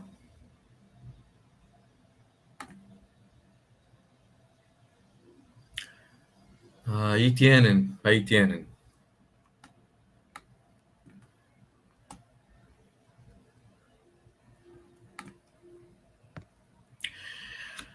Bueno, yo para organizar un poco la discusión, de hecho, la discusión del... ¿Están viendo? ¿Está bien? Sí. Eso es para organizar un poco la discusión de nuestro debate sobre el libro, sobre la idea de Sur. Yo empiezo por ahí para buscar en la historia otros conceptos, otros nombres que significaron de alguna manera, que nombraron de alguna manera partes o todo lo que hoy nombramos el sur global. Empecé desde las visiones negativas del otro que empezaron en los principios de la llamada civilización greco-romana y del cristianismo, y ahí pasando por la colonización ibérica, ¿no?, hasta el iluminismo y las propuestas que vienen más recientemente del siglo XX hasta llegar al sur global. Yo quiero desarrollar esto en los próximos meses para nuestro libro. Y enviaré a ustedes para comentarios, para sugerencias, que saque y se ponga algo. Yo puse más o menos donde empiezan estos conceptos en el tiempo. Yo busqué organizarlos en orden cronológico, ¿no? Ahí en ese cuadro. Yo puse los creadores de los conceptos, de las ideas, de las identidades, ¿no? Ahí, la tercera columna. Y finalmente, si tuvieron origen como una identidad, una propuesta desde afuera, heteroidentidad, en general, heteroidentidad tiene una clave negativa, es una identidad impuesta por alguien que tiene dominación o busca dominación sobre el otro, y en general tiene un sentido negativo, pero puede que alguna heteroidentidad se vuelva autoidentidad y a veces incluso se asume en un sentido positivo, ¿sí? Y más al final, ya en el siglo XX, pueden ver que hay principios de autoconciencia más fuertes desde el sur, desde lo que hoy llamamos sur global. Por eso, al final, hay más conceptos que tienen origen en autoidentidades, desde regiones o de todo el sur. Y también hay más, en el principio, las ideas eran más de heteroidentidad, ¿sí? Se puede percibir ese cambio en el tiempo. Y, por supuesto, en general, los conceptos no son conceptos populares, por decir algo. La mayoría la mayoría de ellos son organizados y creados por intelectuales, ¿no? Por diplomáticos, por líderes políticos, en general. Ahí tenemos una visión gráfica del norte y del sur. Y aquí también el origen del concepto de sur global, uno de los orígenes, o tal vez el origen más importante, la Comisión Brandt, ¿no? Coordinada por Willy Brandt, esa idea del informe de la Comisión Brandt, ahí en 1980, y la línea que separa el sur global del norte global, que está ahí, es una caracterización la más conocida, la división más conocida entre sur global y norte global, una caracterización creada desde el norte, por supuesto. Sí. A ver, yo termino la presentación. ¿Me ven bien ahora? ¿Todo bien? Perfecto. Así que bueno, yo voy a hacer ahora, para terminar, un resumen del texto que estoy armando. Estoy escribiendo algo en portugués, algo en inglés, algo en español en este texto, y yo saqué unas partes en inglés, y yo voy a leer algunos fragmentos, un resumen del texto que estoy organizando para este libro, que será nuestro producto final. Yo voy a leerlo, producto final por ahora, ¿no? Tendremos otro después. Primer producto, yo voy a leer un resumen en inglés de eso. Yes, Francis, the Brent line. This is the almost the origin of the idea of a global south. Bueno, muito bem. In this paper, I propose to give a brief history of the concept of the global south, and to suggest that it has been progressively moving away from critical meanings and promises of transformation, as Gladys said, transformation of the world system and the international arena. Global South is a fashionable concept in the international debate, and of vague geographical and geopolitical origin. This concept has been associated or sharing space with other ideas that are even vaguer than it today, such as developing countries and emerging countries. No me gustan esos conceptos de ninguna manera. Developing countries and emerging countries. To make this brief history of the concept, it will be interesting to mapping ideas throughout global history since it existed that have served to name roughly the same geographical space that today corresponds to the global south. I made this and some more than this in that uh, in that presentation, that card that I presented 5 minutes ago. I will try to systematize the moments when these ideas emerged and whether they originated in Europe, the West, or in the South itself. With this exercise, I want to defend the thesis that among all the alternatives that have already been developed, the notions of center, periphery, and dependency are the ones with the greatest critical and emancipatory potential.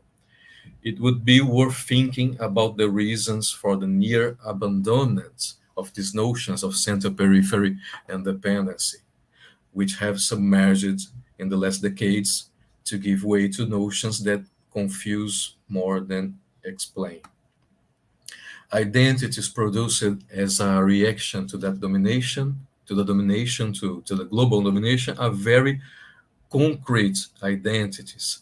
There is a south in singular if there is a north, but there are also different souths in plural, sures, sules, very different between them, and they are basically disconnected. The problems and relations of the souths are mainly with the north, but the souths have one very important thing in common, I think. They are seen historically as the same thing.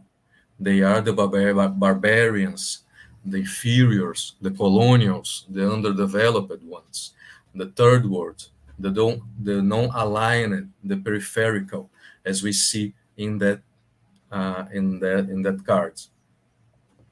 This is a huge basis, I think, to develop and reinforce the other side of this identity coin. And this deals with a very real international dependency, economic, geopolitical, epistemic dependence. Therefore, we must work as a unit at the global arena because we are seen as a unit, an inferior otherness, and because we occupy a particular place at the world system. The concept of global south seemed to be created in the contemporary sense in 1969 by Carl Oglesby, a North American leftist activist. In the 70s, the concept began to enter in circulation at the epistemic community of international politics and between international agents and staffs, especially at the United Nations, at UNCTAD, and in initiatives as the Special Unit for Technical Cooperation among developing countries, and the organization of the United Nations Conference on Technical Cooperation among developing countries occurred in Buenos Aires in the military dictatorship in 1978. The adoption of the idea of a global south encompassed or overcome, I think, the notions of underdevelopment, third world, non-alignment, or periphery, the strengthening of its conceptual counterpart, the other pole of the dichotomy, the idea of a global north, was dialectically central to its expansion. One can point two important moments in this process, two important moments.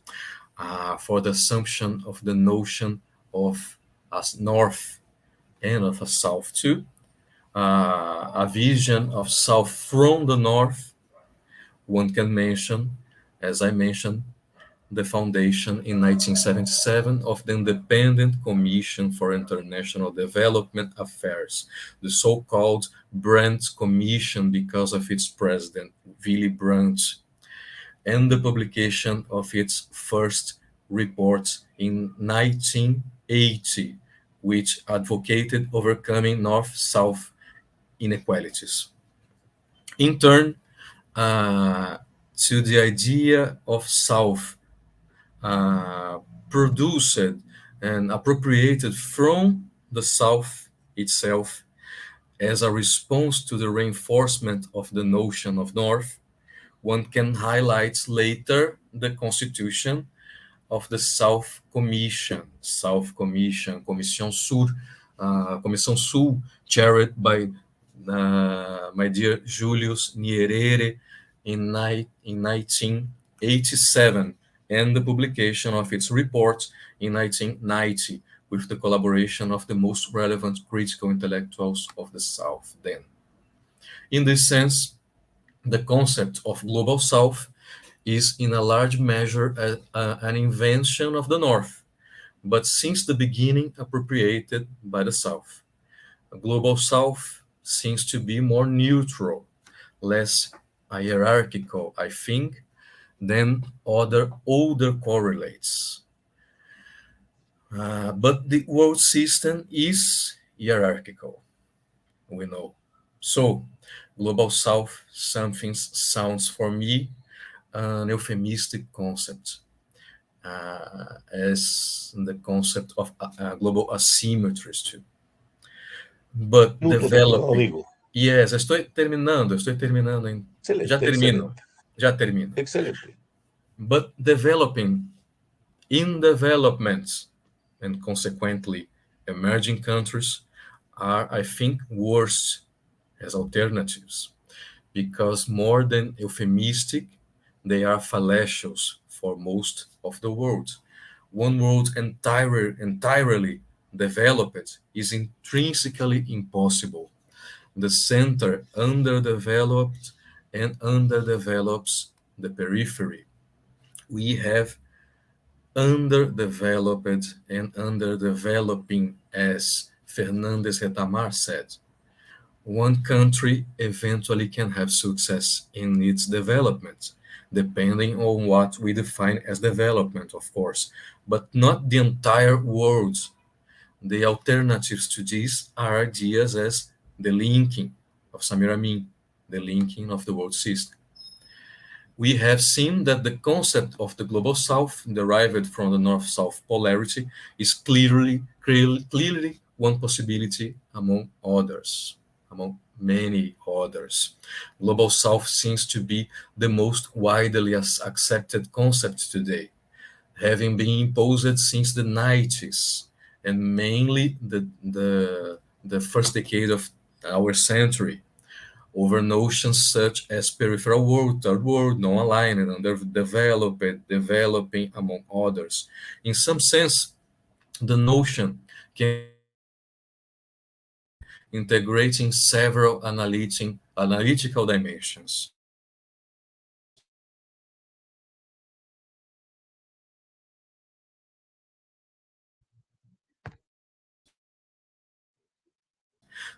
Of course, its use should not be taken without reflection and should not imply a homogenization of the regions that can fit into the concept. It would be better to think in souths and consider the dimension of conflict in your interior. Terminando a hora, but I think, Eduardo, everyone, I think that more than think in souths, we can reconsider ideas as center, periphery, and dependency. These are definitions more historical, economic, social, more structuralist ones. These are explicitly relational ones. The periphery exists in relation and in consequence of the center. one was underdeveloped by the other. This is not evident at all with the notions of North and South. We know that these notions are not simply geographical, are geopolitical ones. There are Norths in the South and Souths in the North. But the geographical origin of this idea of North and South causes a huge confusion. To understand this, we can simply mention these ideas at a first period class of students at our universities. Thank you very much. Merci. Gracias. Muito obrigado. Gracias, estimado amigo. Ahora tú continúas moderando a Germain. Continuo. Well, Germain, I will moderate you. Now we have our dear companion, notre cher Germain Ngoie Tshibambe. You have 15 to 20 minutes of presentation, please. Okay, thanks. Thanks for the floor, but I want to get your point of view for all the group. May I speak in French or in English? In English. You can speak in English if you can, but in French is possible. We understand or a little bit. Yes, thanks. Because if I speak in French, it will be very easy. It will be very fluent. You can speak. But if I speak in English, maybe I can eat. Tu peux parler en français, monsieur Germain. Ok, merci. Bon, je voudrais vous saluer tous, vous remercier comme nous nous rencontrons encore après longtemps. En attendant qu'on échange sur la possible réunion à Tanger au Maroc. Hein. Bon, le thème de ma réflexion porte sur... Mais tu dois... Oui. Tu dois parler assez doucement et assez clairement. Sinon, on ne te comprend pas. Alors, est-ce que, comme je parle là-bas, vous entendez bien? Maintenant, oui. Pas auparavant. Ça va. Maintenant, oui. Ça va, merci. Bon, je m'approche du micro. Oui. Bon, merci. Et tu parles doucement. Okay. Je voudrais saluer chacun de vous. Et ma communication porte sur un titre qui est en anglais que vous connaissez, The Southness in the International Arena from the 50s up to today, The Utility of a Branded Mark. Alors, je voudrais partir de deux points principaux. Ma thèse tourne autour de deux points. Le premier point de ma thèse, c'est que l'idée du Sud se présente pour moi comme une étoile filante. Alors, cette étoile filante, comme vous le savez, a un spectre qui est plus grand et a un spectre qui diminue. Donc, en relation internationale, l'idée du Sud se déploie avec une intensité et à un moment donné, cette idée décline. Ça, c'est le premier point. Deuxième point de ma thèse. Dans la perspective historique, lorsque nous considérons la profondeur historique en rapport avec l'idée du Sud, il y a 4 phases, 4 plages. La première plage nous renvoie aux années 60-61. Alors, cette plage est marquée par l'accession des États africains à l'indépendance, dont le nombre fait augmenter pour le poids de ce qu'on appelait à l'époque là le descamisados en relation internationale.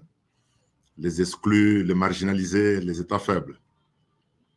Alors, ces États faibles s'organisent en 1961. Ils tiennent la première conférence des pays non alignés. Alors, ça bouge.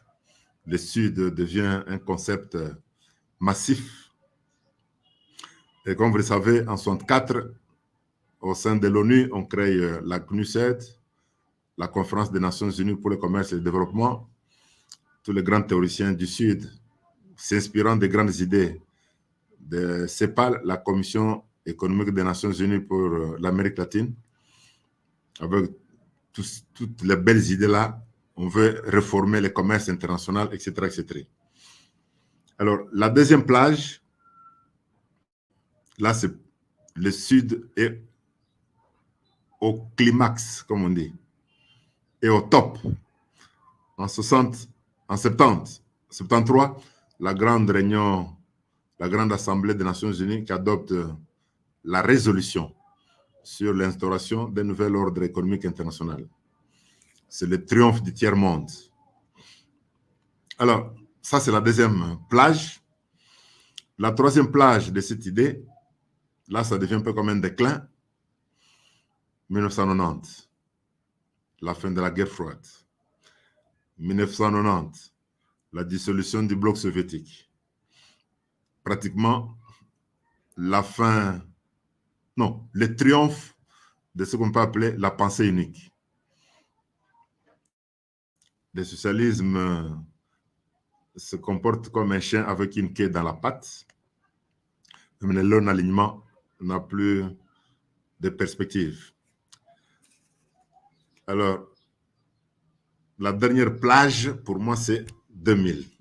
Donc, dans les années 2000, avec la montée de la Chine, de l'Inde, les discours sur les puissances émergentes, renaît le concept du Sud global du Sud. Alors, pour cette réflexion, I ask the following question. Insofar as the idea of South seems to have a superficial subsistence, my question consists to trying to understanding the possibility of the discontinuity in the importance, the discontinuity in the role of being of the South. That is the question. Donc, pourquoi cette discontinuité? C'est ça la question que je pose. Évidemment, j'ai compris dans cette conférence qu'on a donné les attentes du Sud, est changer le système international, le transformer. L'idée est devenue comme un concept d'espoir. Alors, pour moi, according to me, there are three factors which can help us understanding why the idea of South is knowing this kind of discontinuity in international relations. First,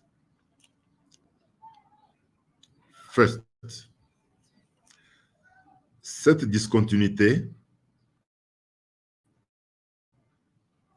est liée à la conjoncture internationale.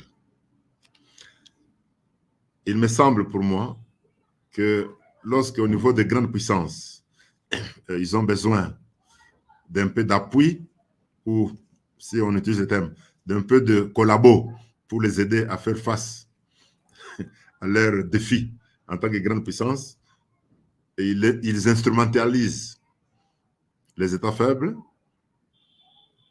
et ceux-ci émergent la tête pour chercher à jouer un rôle.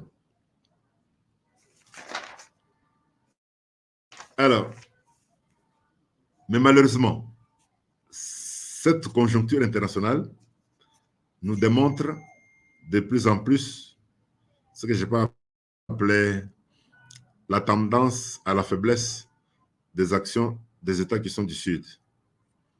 C'est que, sur le plan international, la compétition du jour au jour conduit les États du Sud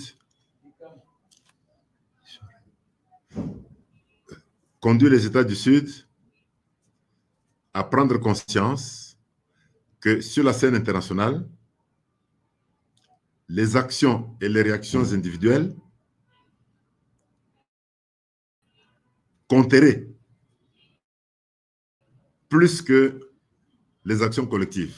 Ça, c'est vraiment ma perception. Donc, c'est ainsi que le chacun pour soi devient le marqueur des États du Sud. Alors, deuxième facteur, évidemment, je remercie Devés qui a répondu à la question lorsqu'il m'a dit que l'idée du Sud ne peut pas nous renvoyer à la création d'un gouvernement fédéral, etc., mais qu'il s'agit plus de penser comment agir ensemble. Mais sur ce plan-là, je constate qu'il nous faut penser et donner un contenu à l'idée du Sud.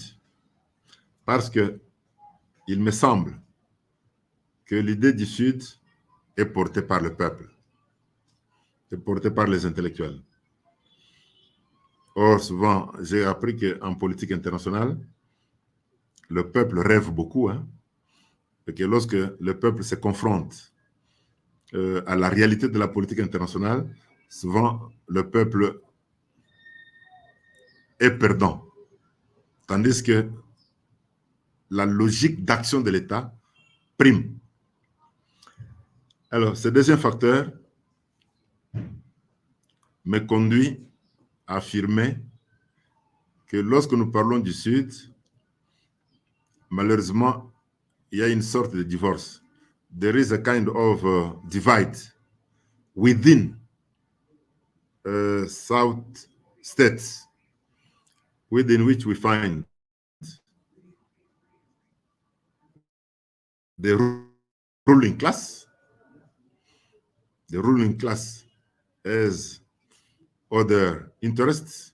The ruling class is thinking to be adopted or to be co-opted by the big power, whereas the people who are below are striving in order to face all their difficulties. Alors, ce qui fait que pour le deuxième facteur, il nous faut bien comprendre les États du Sud, entre la classe dirigeante et le peuple. Alors, troisième facteur, il est global. According to me, and I would like to thank Fabricio who puts light on this problem, there is a kind of multiple Souths. They are... Je suis en conférence. Vraiment, je suis en conférence maintenant. Donc, there are many Souths. Not only there are many Souths, but I think that there are also many fragmentations, or there are many divides among the states of South. And this fragmentation displays or has an impact on the perception of each state toward another. For instance, there is a kind of hierarchy of power, and at this level, as there are asymmetries at the economic level, it is very difficult to think on a kind of seeing things at the same level for those states. Donc, cette fragmentation entre les États du Sud, où certains États s'aperçoivent comme réussissant, comme s'imposant sur le plan économique, crée une conscience un peu de supériorité, sinon d'indifférence aux autres. Mais je pense qu'il y a aussi une autre fragmentation sur le plan culturel, hein, ou même bon, une sorte de perception à la différence entre les États africains et les États américains et les États asiatiques. Online, I got a message coming from a friend of mine who he sent me this message where people were asking why in Asia everybody has, for instance, a name which is traditionally Asian. In Latin America, people has a name which is traditionally American. But when we came to Africa, we see someone who has two names, an African name and a name which is Western. A kind of alienation. Je pense que je suis clair. Now, there is a kind of cultural misperception. It's why even at the political level, I am sure that in the interactions, in diplomatic interactions between leaders of Africa and leaders of the two other continents, there is no a kind of confidence, because I am sorry to tell this, Africans seem to be very alienated, and they are not so strong to be disalienated. And this creates a kind of divide for the future. After saying this, my question now is what to do in order to maintain the utility of the concept of South and to reduce the inutility of this concept. Alors, cette question qui est la conclusion de ma réflexion devient l'objet de ma pensée, peut-être pour nos rencontres prochaines. Voilà, briefly, here is the main concept I came to want to share with you. Muchas gracias. Merci beaucoup. Thank you.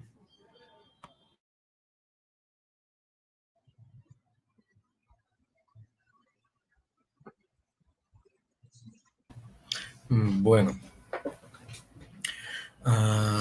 não temos a presença do Bilal Zahoor, né?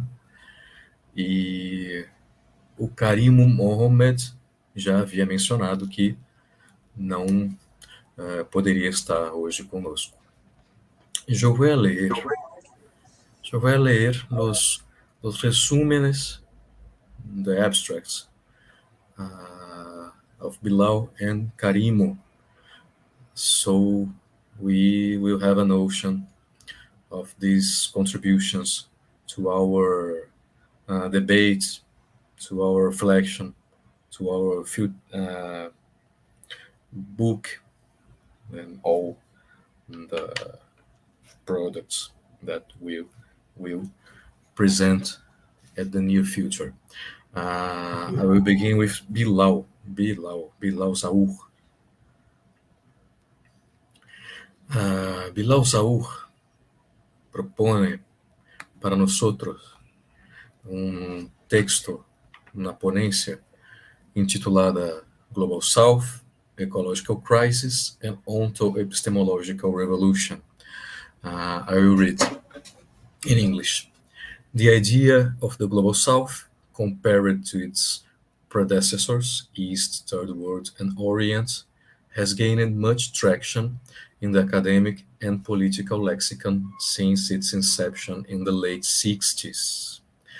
Instead of grouping regions together geographically or culturally, or based on their Cold War positionality, the Global South is a geographically fluid idea that is sensitive to the Norths within the Souths, Japan, Israel, and South Korea, and to the Souths within the North, East European states, for instance.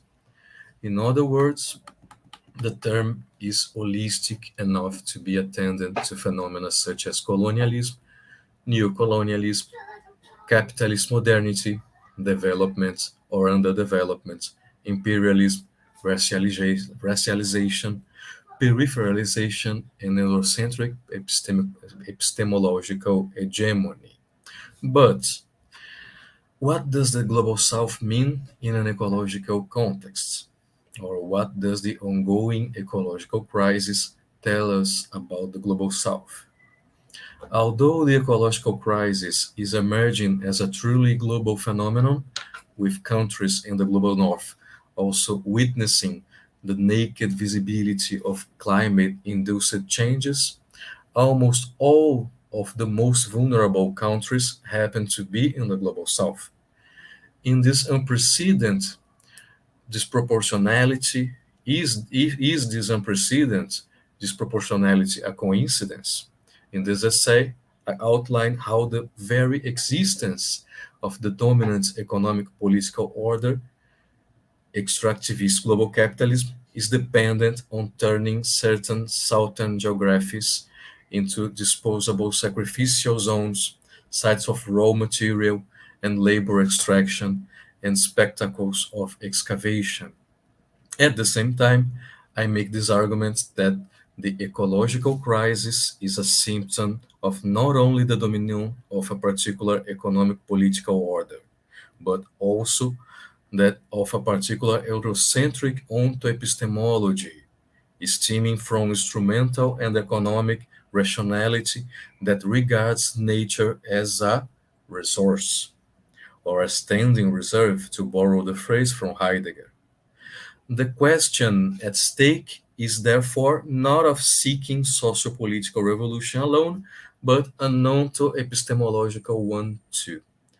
To this end, I carry out a systematic reading of indigenous onto-ecological concepts such as Sumacausai, Ubuntu, and others prevalent in Latin America, Africa, and northern Pakistan. Bilal Zahoor is from Pakistan. I didn't mention it. I compared these transcontinental connections of indigenous knowledge and bring out non-mainstream foundations of human plants, human land, human animal, and human water relations. Together, these worldviews offer new foundations of human nature relations or alternative epistemologies and thus ontologies. So, entonces, Bilal parte de una visión más optimista del concepto de sur global, que posiblemente la mía y la de Germain. Y desde ahí busca hacer algo que yo hago también en otras partes, que es buscar epistemologías del sur para repensar las relaciones humanidad-naturaleza, producción, cuestiones del tiempo y todo eso. Yo espero que tengamos el trabajo de Bilal en las próximas etapas. Ahora yo voy a leer el trabajo de Mohomed, Carimo Mohomed, que es un trabajo muy interesante, sobre pensamiento árabe marroquí, parte de eso para hacer su discusión. A ver.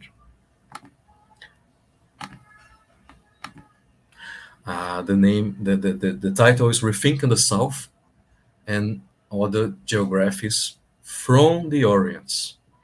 Él quiere pensar el sur desde el oriente. This presentation develops further my previous writings on the Iranian sociologist and revolutionary Ali Shariati, thought to be one of the most important intellectuals behind the Iranian Revolution of 1979, and the Malay intellectual Syed Hussein Alatas, this time according to the ideas of the Moroccan philosopher Taha Abdurrahman, especially through the lens of Wael Alak. Known for his most famous works, such as The Myth of the Lazy Native from 1977 and The Problem of Corruption from 1986, as well as his concept of the captive mind, Alatas made significant contributions to decolonization theory, social theory, and other forms of thought critical of the current neo-colonial and neoliberal worlds. Although Edward Said acknowledged his debt to Syed Hussein Alatas' work, especially its influence on his most famous book, Orientalism. Alatas has long been overlooked by Western and non-Western academia, trapped in their Eurocentric perspective. Since Said's foundational work, Orientalism has been singled out for critique as the quintessential example of Western intellectuals' collaboration with oppression, the idea of Orientalism. Controversies over the imbrications of knowledge and power and the complicity of Orientalism in the larger product of colonialism have been waged among generations of scholars. But has Orientalism come to stand in for all the sins of European modernity at the cost of neglecting the complicity of the rest of the academic disciplines? Nos pergunta Carimo. Halak reevaluates and deepens the critique of Orientalism to deploy it for rethinking the foundations of the modern project. Refusing to isolate or scapegoat Orientalism, Halak's book Restating Orientalism from 2018 extends the critique to other fields from law, philosophy, and scientific inquiry to core ideas of academic thought such as sovereignty and the self, tracing their involvement in colonialism, mass annihilation, and systematic destruction of the natural world, interrogating and historicizing the set of causes that permitted modernity to add knowledge to power.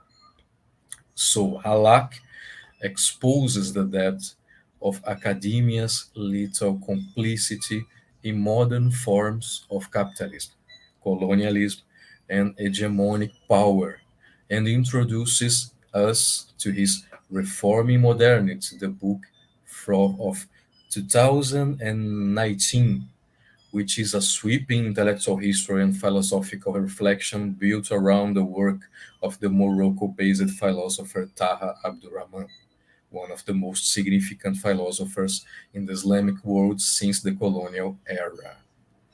So, Carimo procura apresentar-nos uma crítica mais ampla às disciplinas acadêmicas, científicas modernas producidas en el Occidente, ¿no?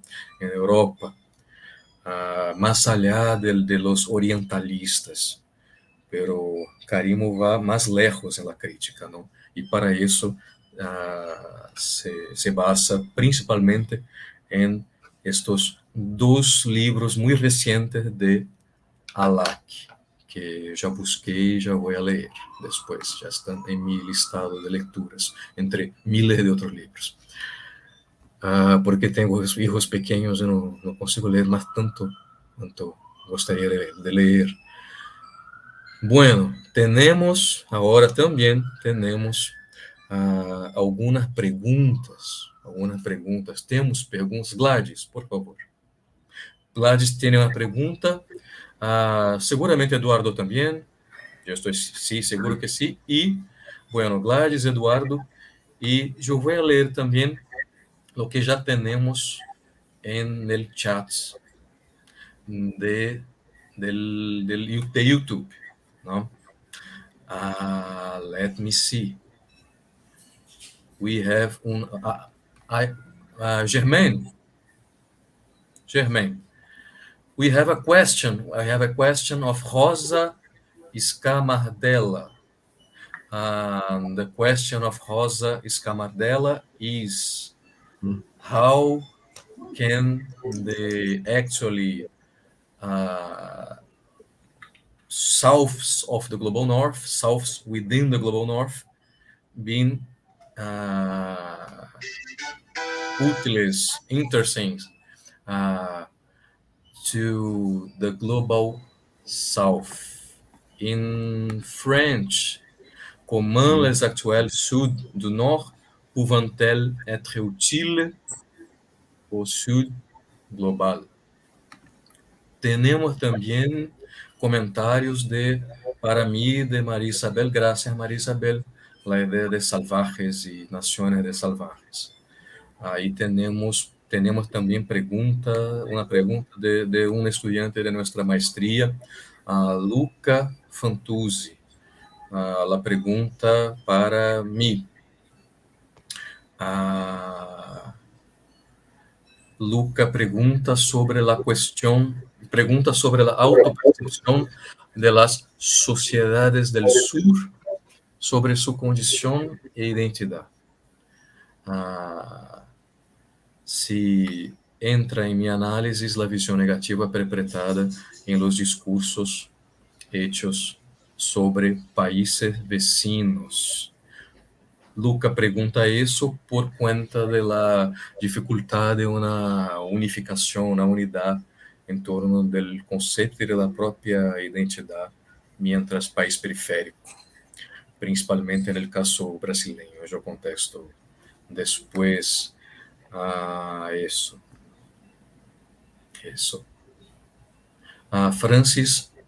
Francis did some comments too.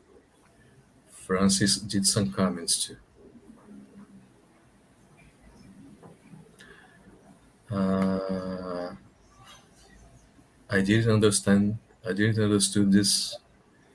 The first comments, some problem in the translation.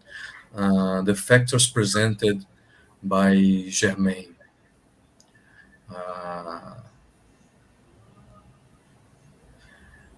And she comments too that she agrees with Orientalism as an academic concept, also evacuated understanding regional histories, languages, dynamics, and internal contradictions. Yo voy a dar la palabra ahora en español a Gladys y Eduardo. Okay, thank you very much. I'm going to speak in English for Germain and for Marek, who are attending the meeting. It was interesting concerning your paper that you were questioning why the two pair of concepts like center and periphery and autonomy and dependence have disappeared in the Global South language.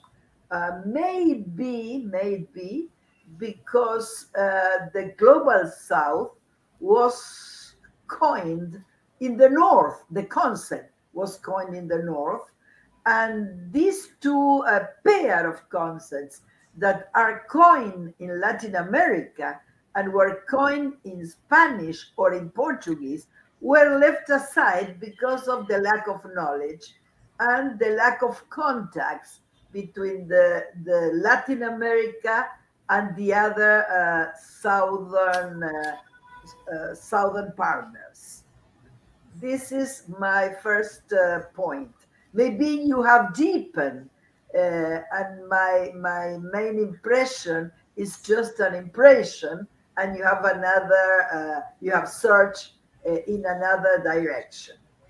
To the excellent presentation of Germain, I have to add maybe that the sporadic moments of South-South cooperation, of interaction between the southern countries have also an explanation with the main powers, the center, but not because the center needed, not only because the center needed the southern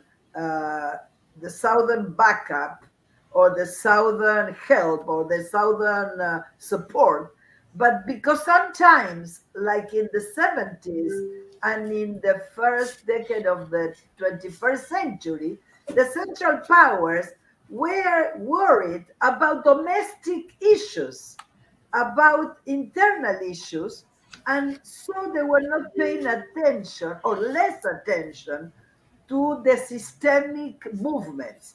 In the 70s, it was the TANT and also the agreement between the two superpowers, while in the South, the Cold War was still important and relevant. But we were told in international relations that that was the period of detente, because we saw or we were taught about the international scenario according to the central powers perception. The same was in the case of the 21st century, the first decade, because the superpowers and mainly US was worried about terrorism and some domestic problems and the relation with the Islamic fundamentalism. So the third world or the South was not as important as it turned to be afterwards.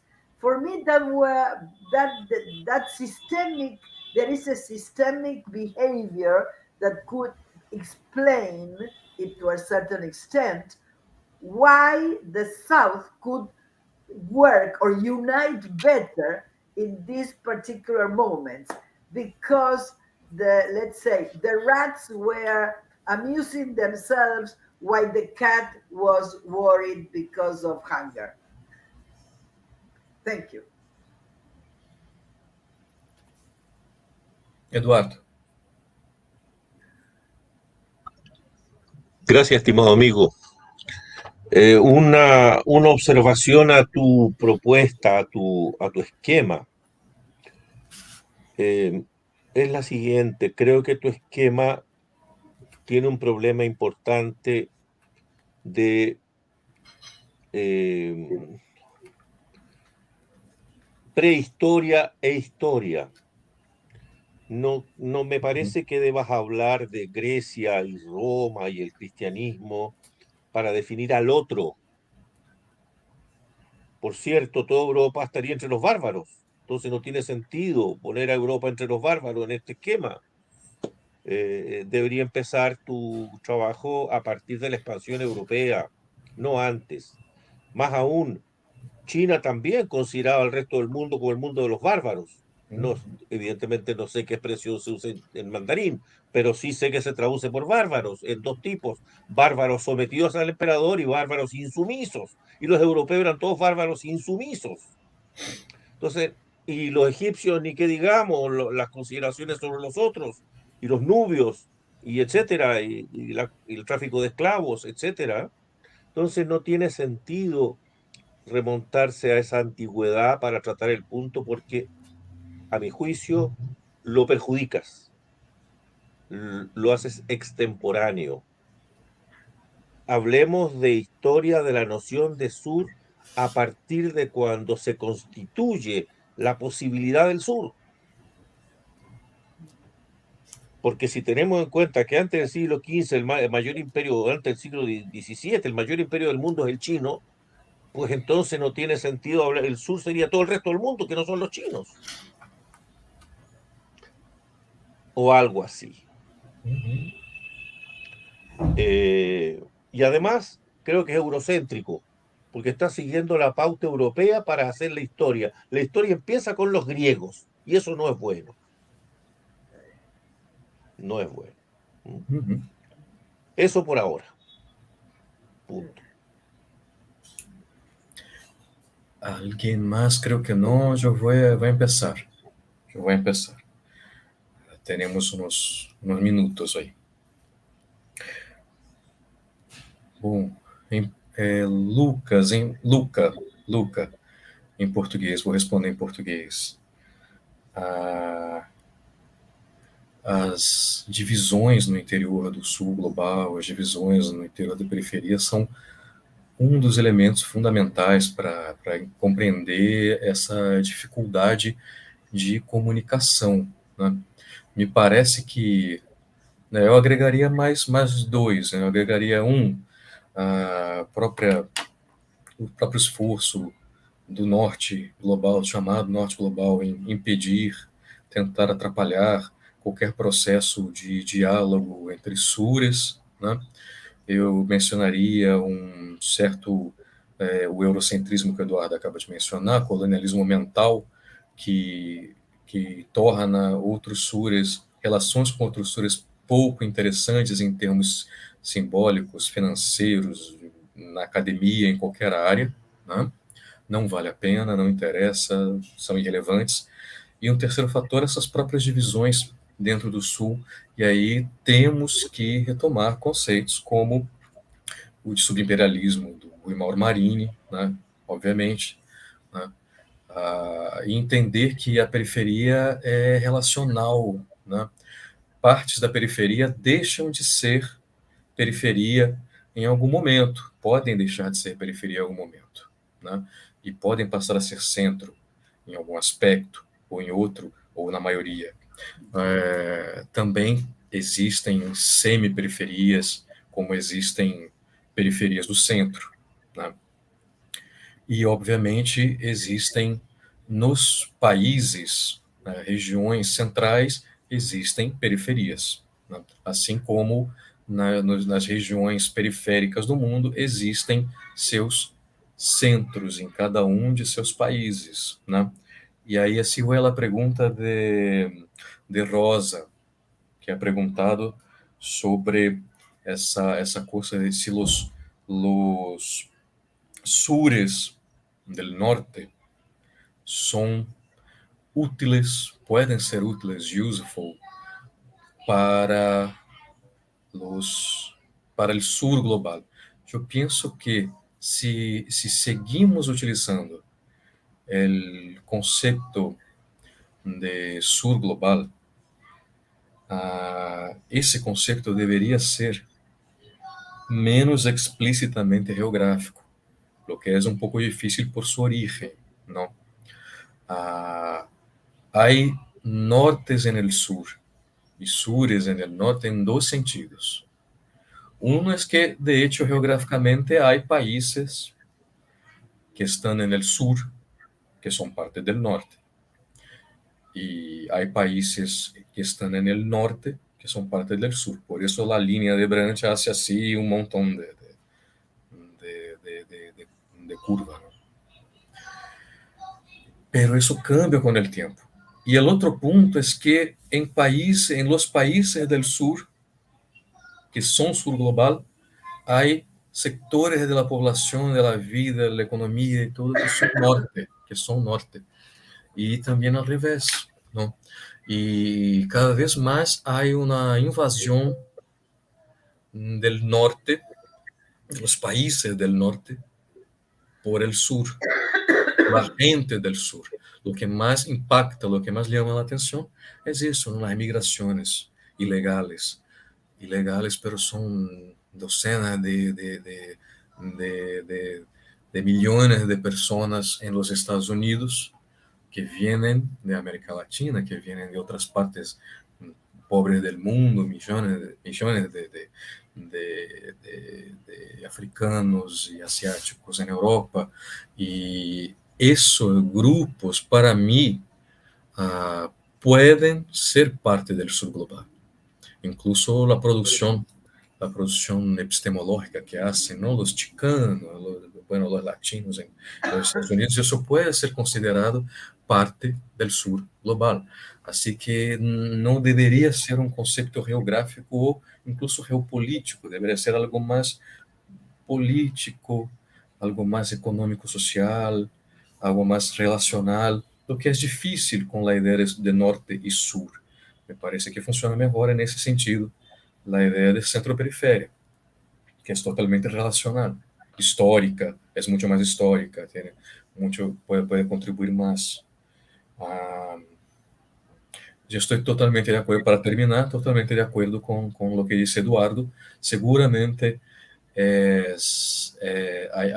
hay ahí una prehistoria y una historia, hay que empezar el cuadro por la expansión de Europa, por la expansión del capitalismo, de la modernidad, incluso es el momento donde se puede empezar a pensar en centro-periferia, en un sistema mundo, como dices en su libro, de pensamiento periférico, y ahí hay que pensar ahí en los siglos de la edad moderna, ¿no? El principio, desde el 15, 16, principio de la expansión de España y Portugal, ¿no? Portugal y España.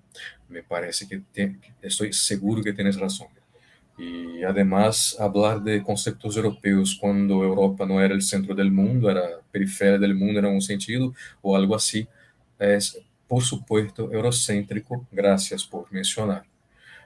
Y eso, termino. Germain, please. Je suis là. Je suis là. Je suis là. Bon. Thank you. I think that I will try to give some light on the unique question I got. I think so. One question concerning what can the South in the global North can do for the global South. I think that's the question. In fact, speaking about South in the North is linked to what John Galtung has written. I think that in the 70s, I think so, in the 70s, John Galtung, thinking on the structural notion of imperialism, came to distinguish very well that the imperialistic interaction at the global level is so wise that in the North there is a center and the South, and in the South there is the center and the South. Now, if I want to refer to this, what can do the South in the global South, what can do the South in the global North to the global South? I think that's the contribution, the role of the South in the global North can be put at this level. First, at the intellectual level, among those thinkers, among these researchers based in the North, all their writing concerning the global issues can be considered like as a kind of contribution coming from the North to the South. The second level through which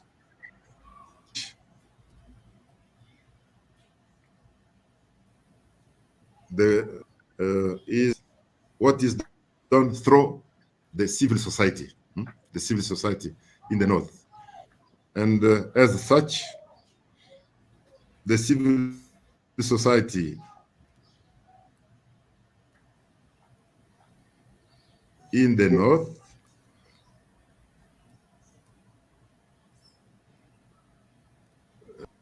a global opinion which try to rise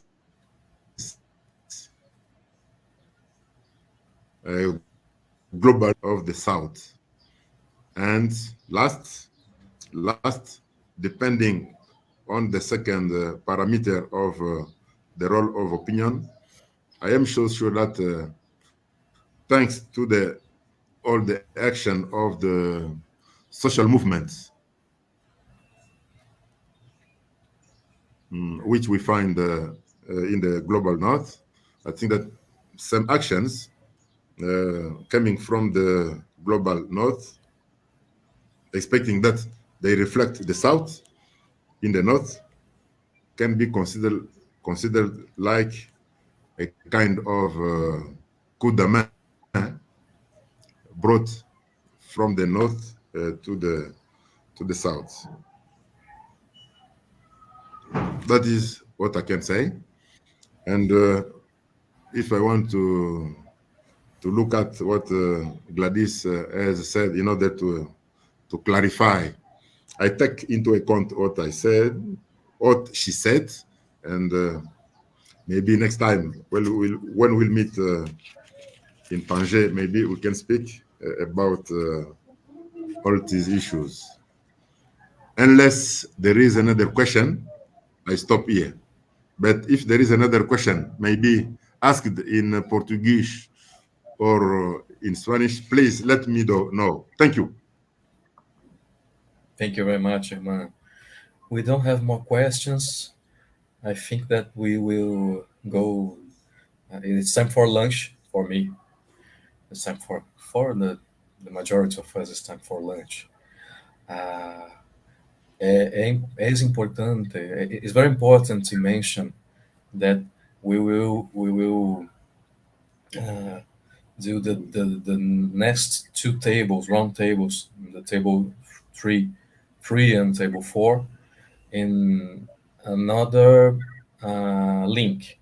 Yes, we will have another link, so you can enter in another link to the studio, and this video, this transmission, this broadcast will end now, and we will have another transmission beginning at 2 p.m. Brazilian time, local time. Yes. Yes, I will send again, Francis. Of course. Yes. I will send the link of the transmission and the link of the broadcast too, for the tables of the afternoon, tables 3 and 4. So in about 1 hour, yes, we will go back. Fabricio, en 1 hora volvemos, sí. ¿Cuánta gente tienes para las dos mesas siguientes, todos? Tenemos una mesa 3 personas y otra mesa 4 personas. Pero están las 7 personas, van a estar. Creo que sí. Qué bueno. Nadie ha mencionado nada de problemas. Eso, gracias. Estarán. Please, por favor, may I ask a question? Sí. Yes, Germain. Please. I speak in French, no, English. Please, what do you think about the coming meeting in Tanger? Is it maintained or there is a change after the terremoto in Morocco? No. We will maintain. It's confirmed to Mais tout à fait confirmé, hein? Il n'y a jamais été pensé de supprimer. Maroc est un pays très grand. Alors, à Tanger, il n'y a rien. We didn't have problems in Tanger. Germain, j'étais avec l'ambassadeur du Maroc à l'Argentine. Il a dit que les autorités ne pensent pas supprimer aucune invitation, aucun événement. Mm-hmm. Okay. Yes, yes. Oui. Okay, On so t'attend alors. I will end the stream. I will end the transmission. Bye bye, thank you very much. Muito obrigado por acompanharem essa transmissão Isso. pelo canal YouTube do PPGCP da Unirio. Bye bye. Ok, muchas gracias.